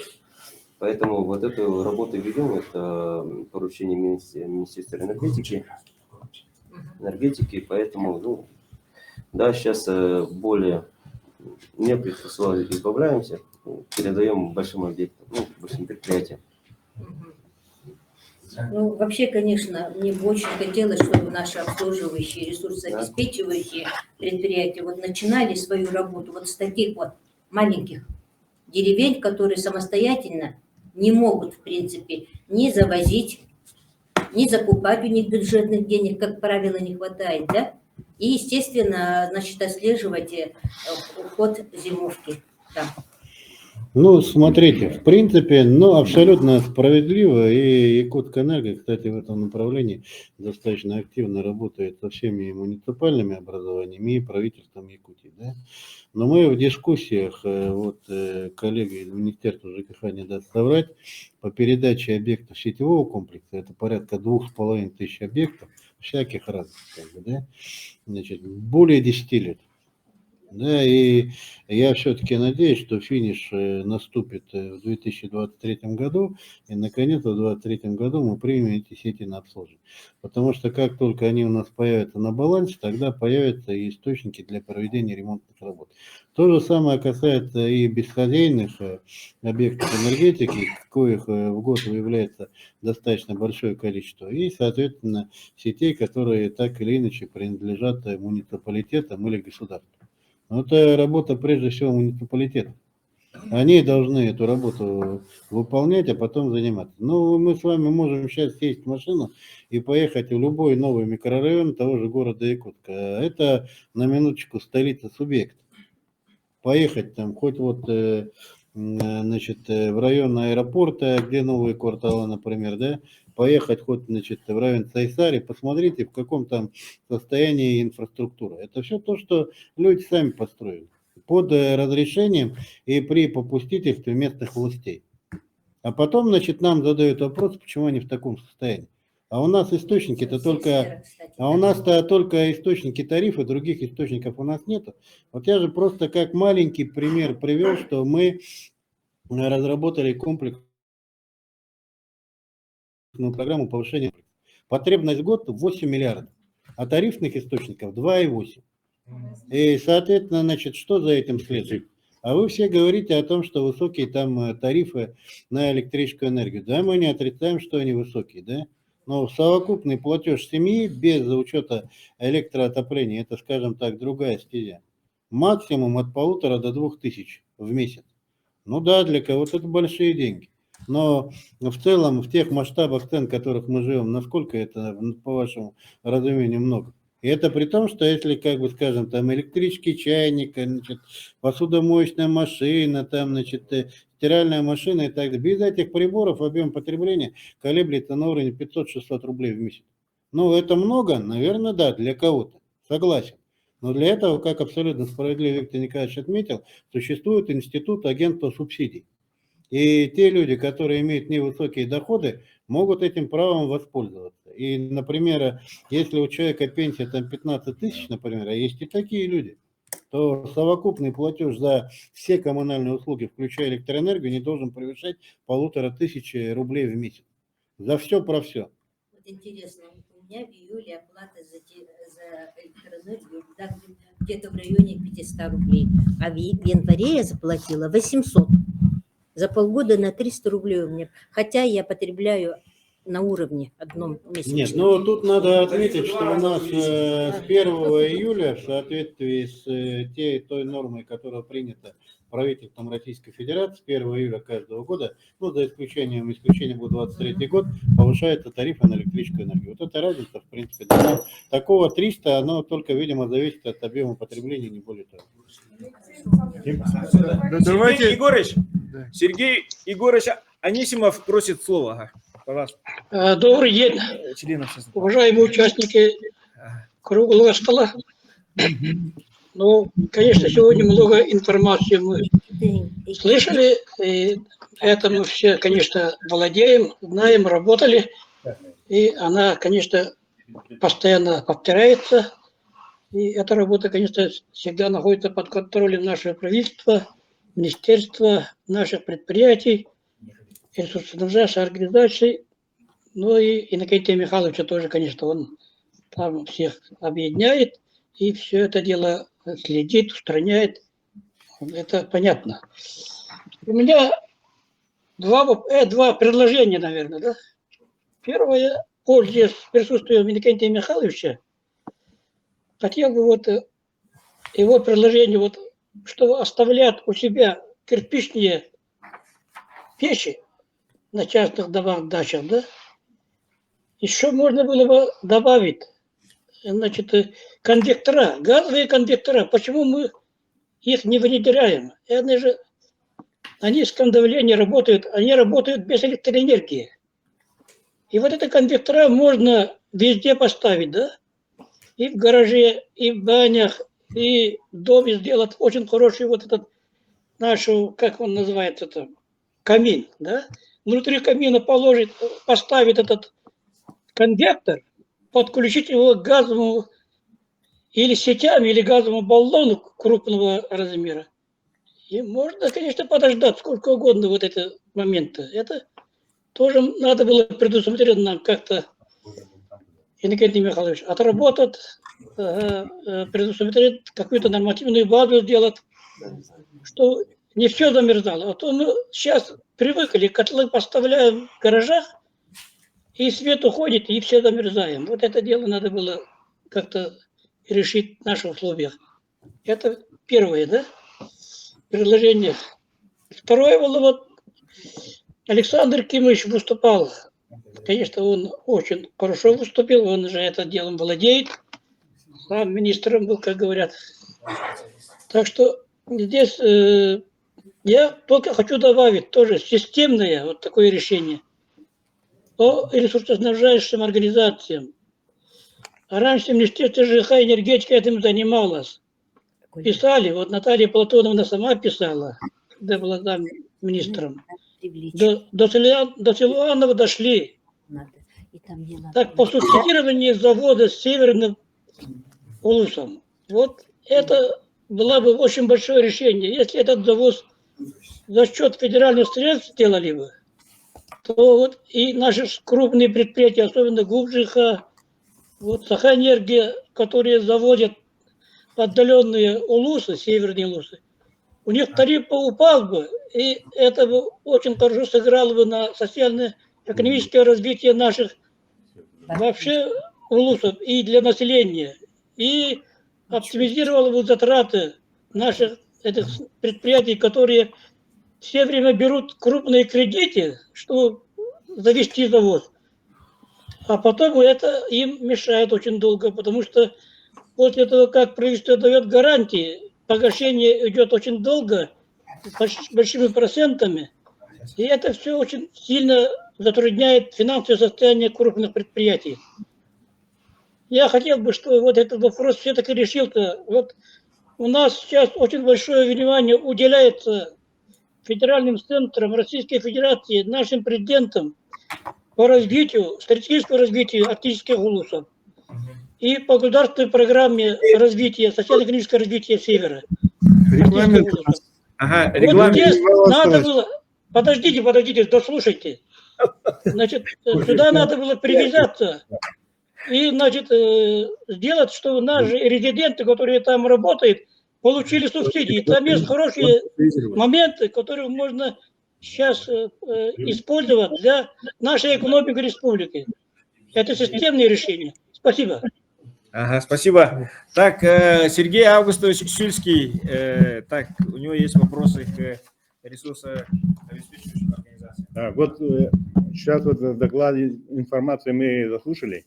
Вот. В некоторых районах завоз ведется, как говорим, с колес, да, потребление с колес, и его зачастую не хватает до конца сезона. Вот. В связи с этим у меня возник вопрос. Вот перспективы развития вот атомной малой энергетики, да, вот Кычус, как там, Усть-Куйга, и как вы относитесь к этому? Потому что все это должно очень сильно разгрузить и бюджет, и работу глав администрации, и, соответственно, коммунальных и энергетических предприятий. Поэтому как вот вы относитесь, руководители ЖКХ и вот электроэнергетики, как относитесь вот к развитию по северам, особенно малой энергетики, вот атомной энергетики? Ну, вопрос, наверное, больше к нам, да, как и к Да, Ну, в принципе, отношение в целом, оно, безусловно, как бы положительное с точки зрения как бы снижения объема завода, да. Но есть примеры, допустим, вы можете легко поинтересоваться, позвонить на Чукотку и спросить, какова была себестоимость производства электрической энергии до там, установки плавучей станции, и какая себестоимость производства электрической энергии сегодня. Вам ответят, что сегодня она дороже. Это как бы первый фактор. Второй фактор, значит, на Чукотке, да, так, значит, это как бы один пример. Второй момент, значит, ну, для нас это в конечном итоге, если будет принято решение строить линии электропередачи, соответственно, части потребителей, которые сегодня подключены к нашим дизельным электростанциям, будут подключены к этой поездке, соответственно, все то, что осталось, там себестоимость производства электрической энергии просто-напросто вырастет. Да?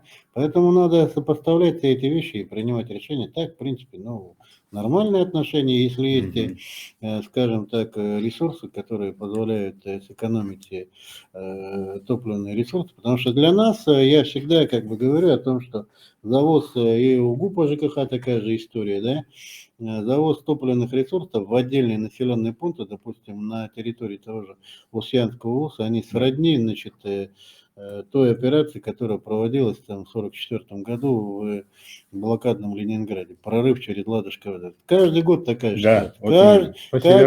Каждый божий год там несчастный 2000 завести. Это вот точно такая ситуация. И машины ломаются, люди замерзают, и что-то там происходит. Поэтому, конечно, для нас с этой точки зрения, если есть способ производства, который позволяет сэкономить, мы всегда за. Но другой вопрос, то, что к решению отдельных этих вопросов надо всегда подходить взвешенно и, соответственно, принимать решения. Ну вот, в соответствии вот с информацией, которую предоставили нам вот атомщики, ну, они, как вот нас тут заверяют, что значительное удешевление будет. Ну, посмотрим. Дальше. У меня вот второй вопрос касательно по резервным как говорится, запасам угля и топлива. Вот с колес это не дело, когда вот я как бывший глава УЛУСа помню, вот на Новый год меня будет и говорят, в Лоханчистае закончился уголь, угля нету, вот они замерзают.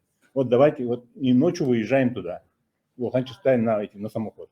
Вот такого не должно быть. Поэтому мы в течение 3 лет там, по-моему, разработали программу, где каждому УЛУСе, ну, в нашем УЛУСе создавали по каждому наследию резервные запасы. И вот в соответствии с этим завоз осуществлялся в этих объемах, поэтому они как-то мы уже успокоились. Вот Новый год там и сезон мы как-то заканчивали без всяких эксцессов. Вот, поэтому вот в этом плане тоже надо создавать такие запасы угля там, топлива и так далее, чтобы вот нас, как говорится, не теребили в течение года. Потом дальше, второе, вот мы говорим глобальное потепление каждый год, ну, хотя на сегодня мы можем сказать, похолодание идет, но тем не менее, каждый год у нас температура повышается, вот, зимники у нас, как говорится, сроки автозимников, они сокращаются. Раньше, если мы начинали завоз уже в декабре, середина декабря уже начинался, вот мы зимники устанавливали. Сейчас вот январь, конец января, вот, а дальше в перспективе что у нас будет? Вот если перестанут у нас вот, функционировать эти автозимники, уже грузоподъемность не будет такая. Что нам делать? Как дальше вот, будем осуществлять завоз?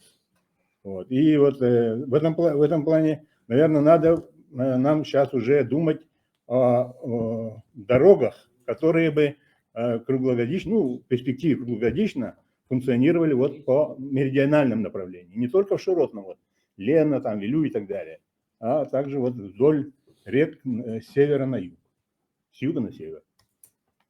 Все, у меня. Все, Спасибо. да? У вас вопрос все, да? Сейчас есть вопрос от представителя Сюльдикарского наследия Мирнинского УЛУСа Веры Федоровны Афанасьевой. Вот она должна быть онлайн. Так, вопрос Якутэнерго. Здравствуйте. Здравствуйте, прошедшими вас. У меня вопрос Алексею Александровичу. В 2022 году, прошедшем, 24 октября, в селе Сюльдикар упала высоковольтная линия. Потом мы писали, отправляли письма вам, потом здесь западные электрические сети Старцеву Алексею Анатольевичу, также депутату Ильтиману Николаю, Юрию Михайловичу, уполномоченному по КМНС и Коломаревой Елене Христофоровне. По поводу того, что эта высоковольтная линия у нас находилась вот в состоянии, все были ниш опоры у нас была сгнившая. В таком же состоянии находится у нас 3 или 4 таких линий. И попросили о замене этих линий. До сих пор никаких ответов не... Ну, один раз они отписались тем, что эти линии, высокомольтные линии у нас менялись. А на самом деле у нас не менялось уже с 80-х годов. Это первый вопрос.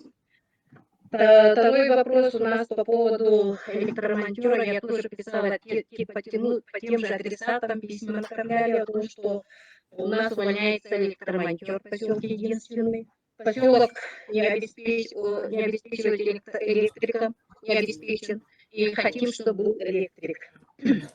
Третий вопрос. У нас есть необходим в поселке электроподстанция необходима. Потому что у нас 170 вольт, как вы все знаете, у нас живя подстанции ГЭС-3 у нас составляет всего 170 вольт по поселку. Хотим увеличение на 220 вольт, а в то же время мы платим по 220 вольт электроэнергию поселок платит. Поэтому просим Алексея Александровича взять под контроль эти вопросы. Спасибо.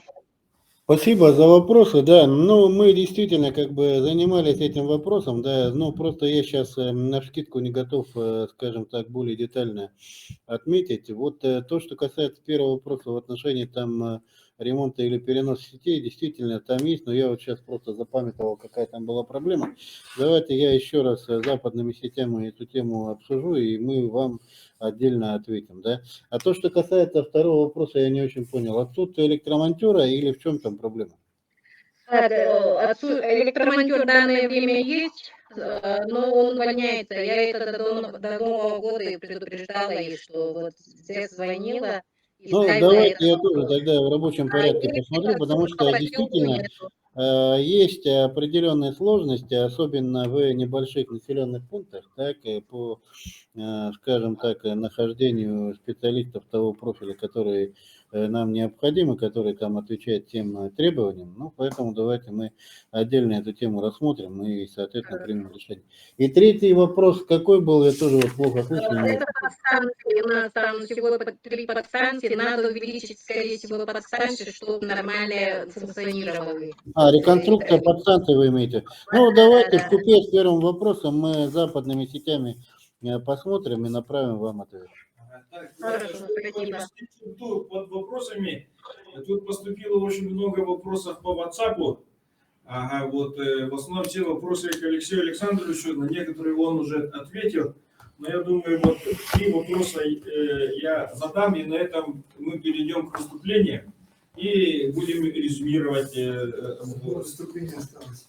Не, еще много выступлений. Планируется, вот Алексей Александрович, планируется ли увеличение объемов ремонтной программы по сетям низкого класса напряжения 0,4 КВ в Якутске? Да, мы эту тему рассматриваем с учетом известных событий, которые у нас в конце августа, в начале сентября произошли. И в этом году, да, мы будем увеличивать объем программы как раз вот по сетям этого класса напряжения. Ага. Так, вот как житель Сатала задаю вопрос, возможность есть ли, чтобы наши линии энерго и обслуживания взяли на себя Якутсэнерго, мы почему платим не напрямую поставщику, а платим нашей конторе СОН?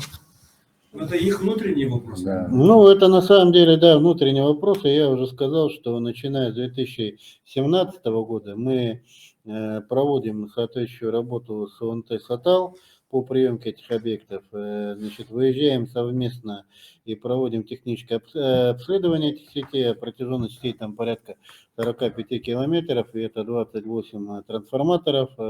Даем замечания, но реакции никакой нету, и, соответственно, приемка этих объектов не осуществляется. Это как бы первая техническая проблема. А главная проблема в том, что не на все объекты энергетики с ОНТ «Сатал» сегодня оформлены документы по праву собственности, и, соответственно, в априори, в отсутствии таких документов, они не могут быть переданы или кем бы то ни было принято.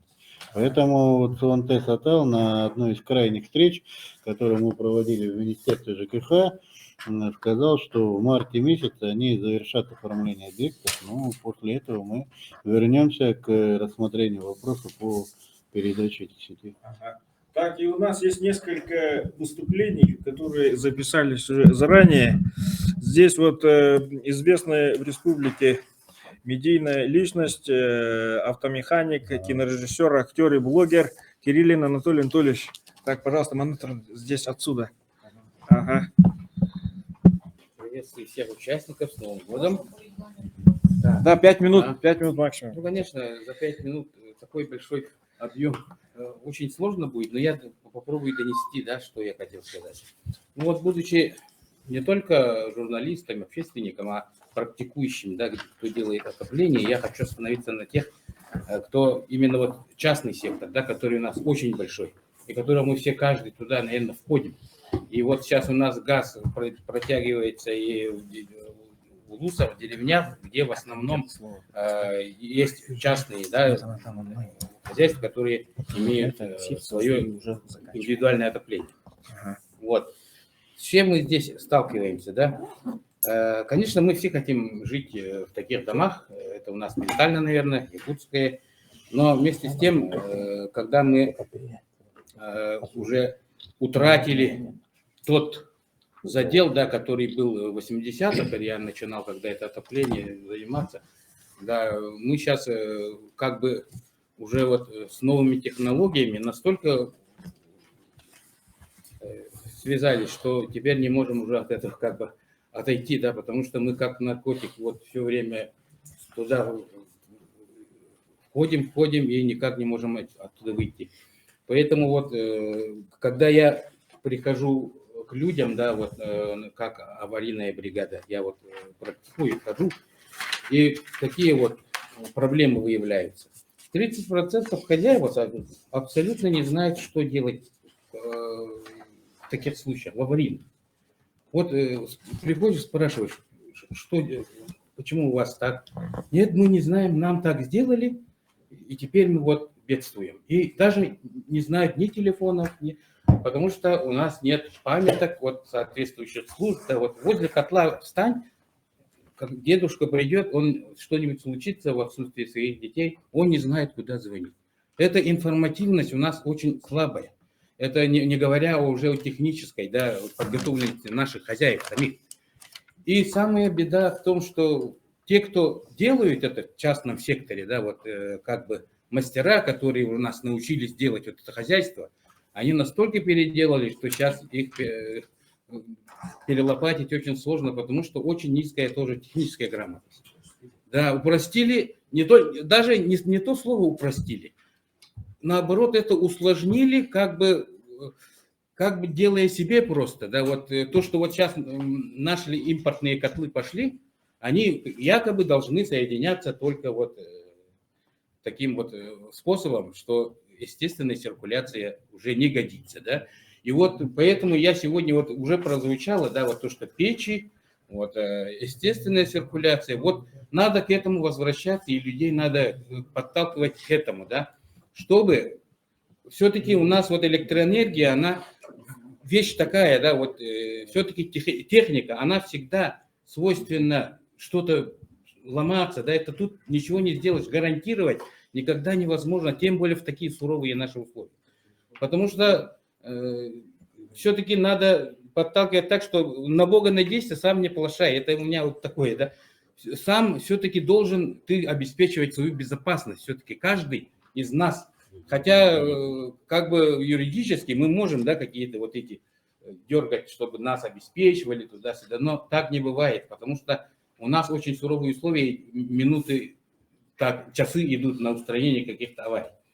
Поэтому, когда мы сейчас делаем вот отопление, мы всегда подталкиваем людей на естественное отопление, да, и вот конвекционное, которое вот сегодня вот говорили, да, которые не требует жидкостного, да, жидкостной передачи тепла, конвекторы. Да, и, конечно, у нас всегда есть слово резерв, запас. возвращаясь к этому, я хочу сказать, чтобы у наших людей были резервы. В чем? Резервы в котлах, да, допустим.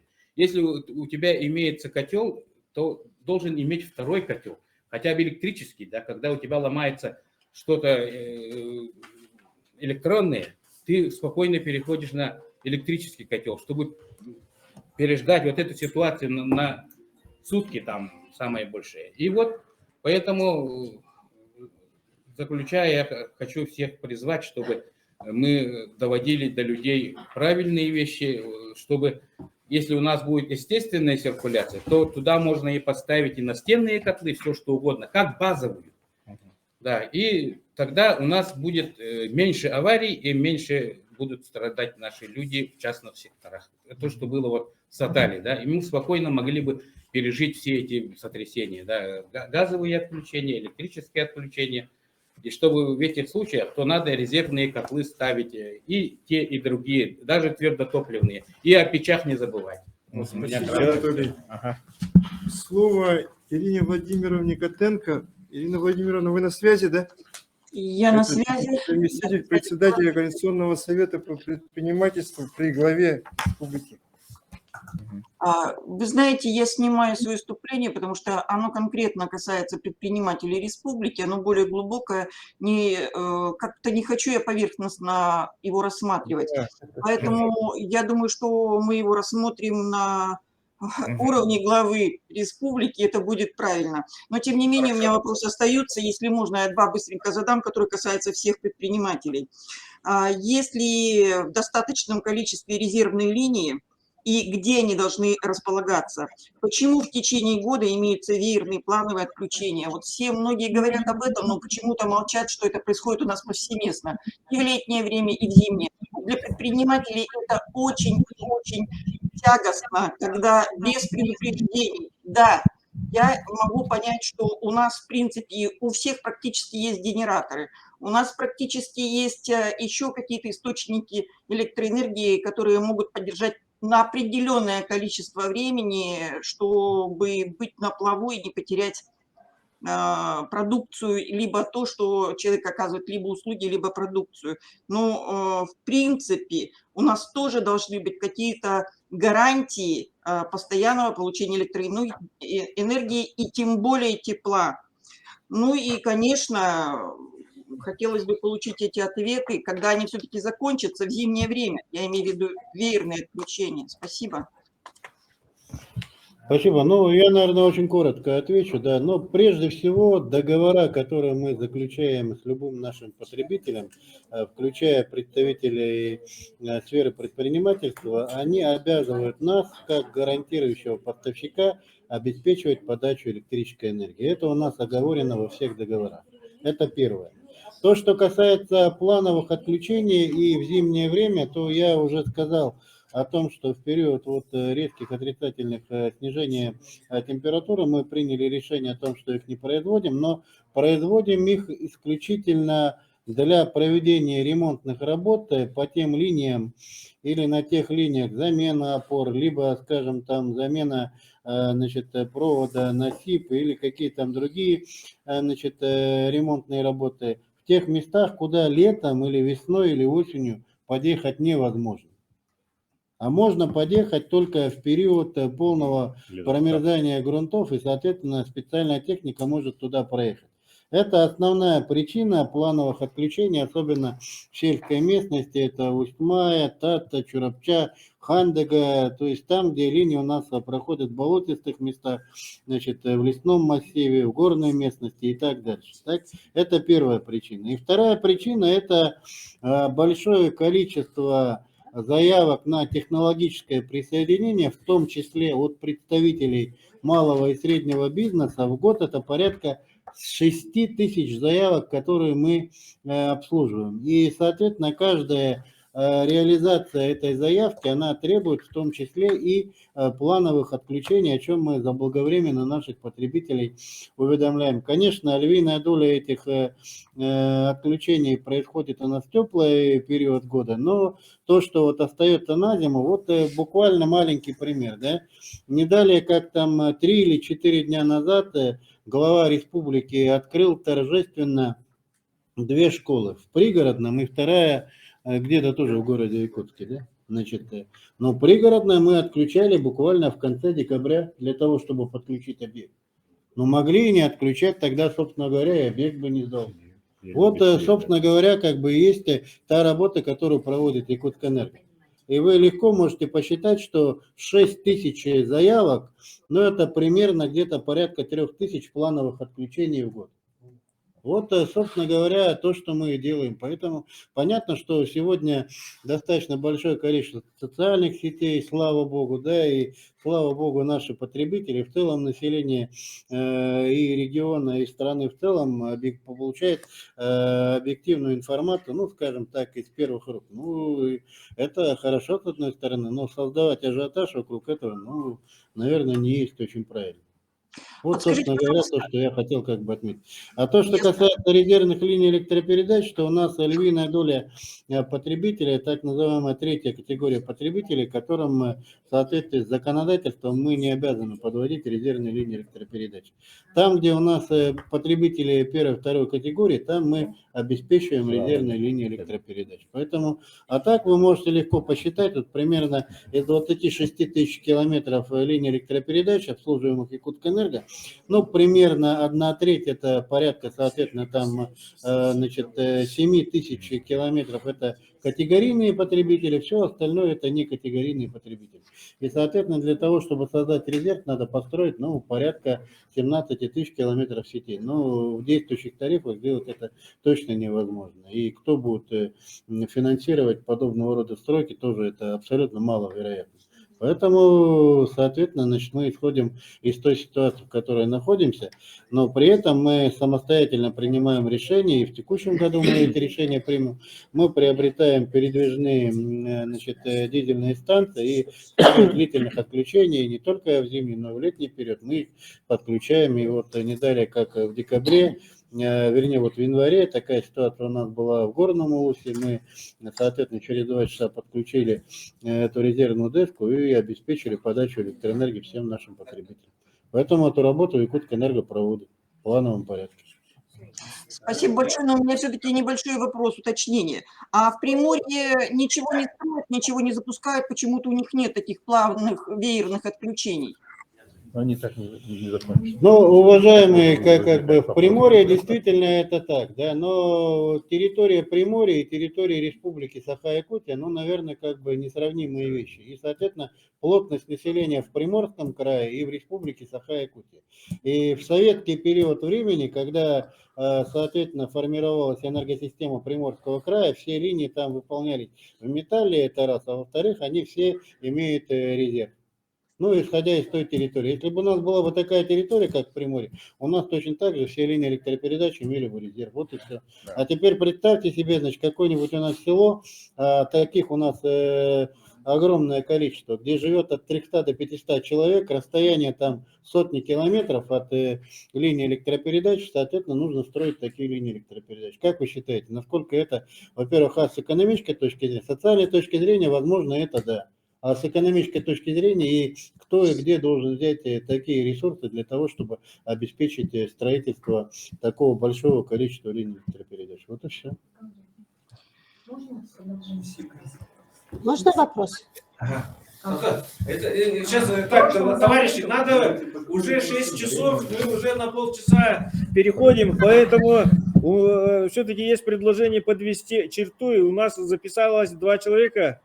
И после этого мы подведем этот самый итоги, модераторы. Так, у нас эксперт Общественной палаты Сивцева Наталья Платоновна так хочет выступить. Пожалуйста.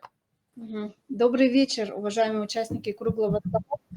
Я благодарю за содержательный разговор, очень нужный и полезный, своевременный, считаю. Сегодня разговор состоялся, я с большим интересом прослушала. Я буду краткой.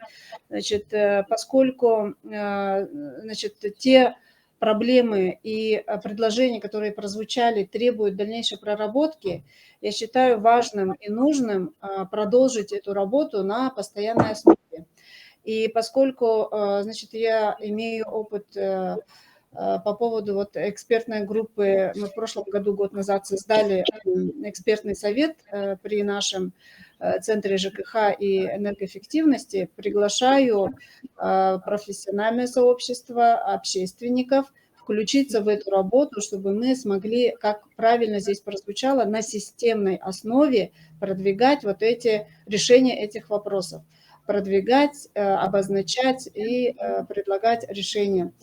Значит, здесь прозвучали все вопросы, которые, начиная с системы управления, технологиями, значит, грамотностью, технической, информированностью населения. То есть те вопросы, которые требуют сегодня выработки на всех уровнях и власти, и вовлечения общественности, и, соответственно, непосредственно участие профессионалов, это ресурсоснабжающих организаций. Поэтому приглашаю к такой работе, и если будет поддержка, то готова, конечно, вовсю включаться в эту работу. Спасибо большое.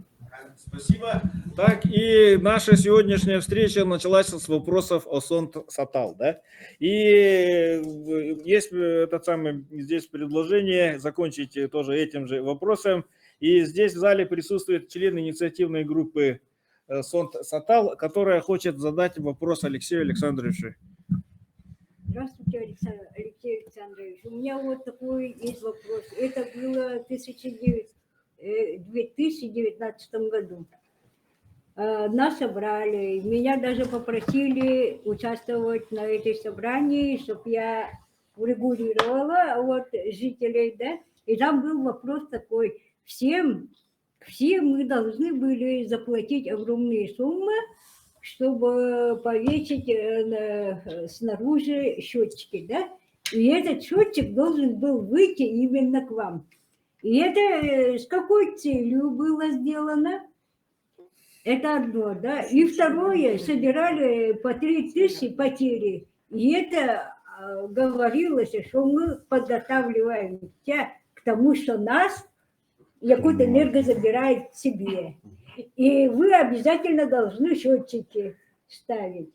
Да, очень многие жители ставили, у кого уже кто зимует и так далее. Да? И после этого молчат. А теперь выходит, как будто мы, Сон-Сатал, находится где-то на Марсе, или в Польше, или в Украине. Нет, дорогие, мы находимся здесь, в Якутии, рядом с Якутском. Что это было с вашей стороны, с нашим Шадриным?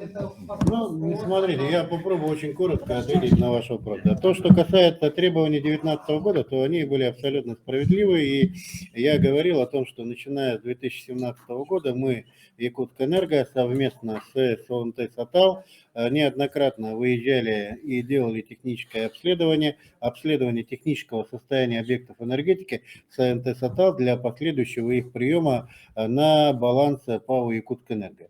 И одно из требований, и это не наше требование, а требование законодательства, в том числе и установка приборов учета у каждого из потребителей, потому что в последующем, если бы мы приняли эти сети на обслуживание, то мы бы заключили договора с каждым домовладельцем. Да? Это требование закона, и ничего здесь предусмотрительного нет. Другой вопрос, то, что вся эта работа выполнена не в полном объеме, раз. Почему сети до сих пор не приняты. И Б, значит, помимо требований по установке приборов учета, есть еще много других требований, которые непосредственно там прохождение определенного там порядка 4,5 километров сетей СОНТ-Сатал в близости в охранной зоне линии 110 киловольт. Эту сеть надо переносить. Значит, габариты у нас по ряду случаев не были выдержаны. Вместо 6 требуемых по нормативам, там всего 4 метра по высоте, так? И ряд других требований, которые мы выставляли, они на сегодня не выполнены. Да? Но самое главное, то, что никто на контакт не идет, а просто все считают, что кто-то должен прийти и принять. Мы не говорим о том, что Сатал не в Якутии находится, мы наоборот говорим, что мы готовы принять. Но вы, как собственники этих сетей, приведите их в соответствие и передайте нам, потому что у нас тарифных источников на их восстановление нету. И они не появятся, пока эти сети не будут переданы. Это один вопрос. И второй вопрос. Более чем 3 года мы ни от одного потребителя СНТ-Сатал не получаем средства на оплату электрической энергии. Но согласитесь, что вы все 3 года получаете эту электроэнергию. А мы ее вырабатываем, мы ее транспортируем. Более 40 миллионов – это задолженность СНТ «Сатал». Вот еще вопрос, да? Дело, да.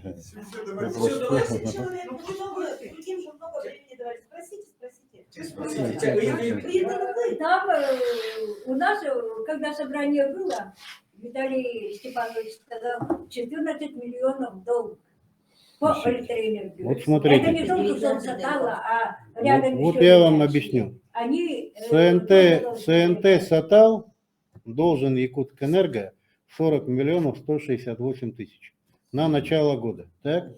Из них СОНТ «Саталу» население должно всего 14,5.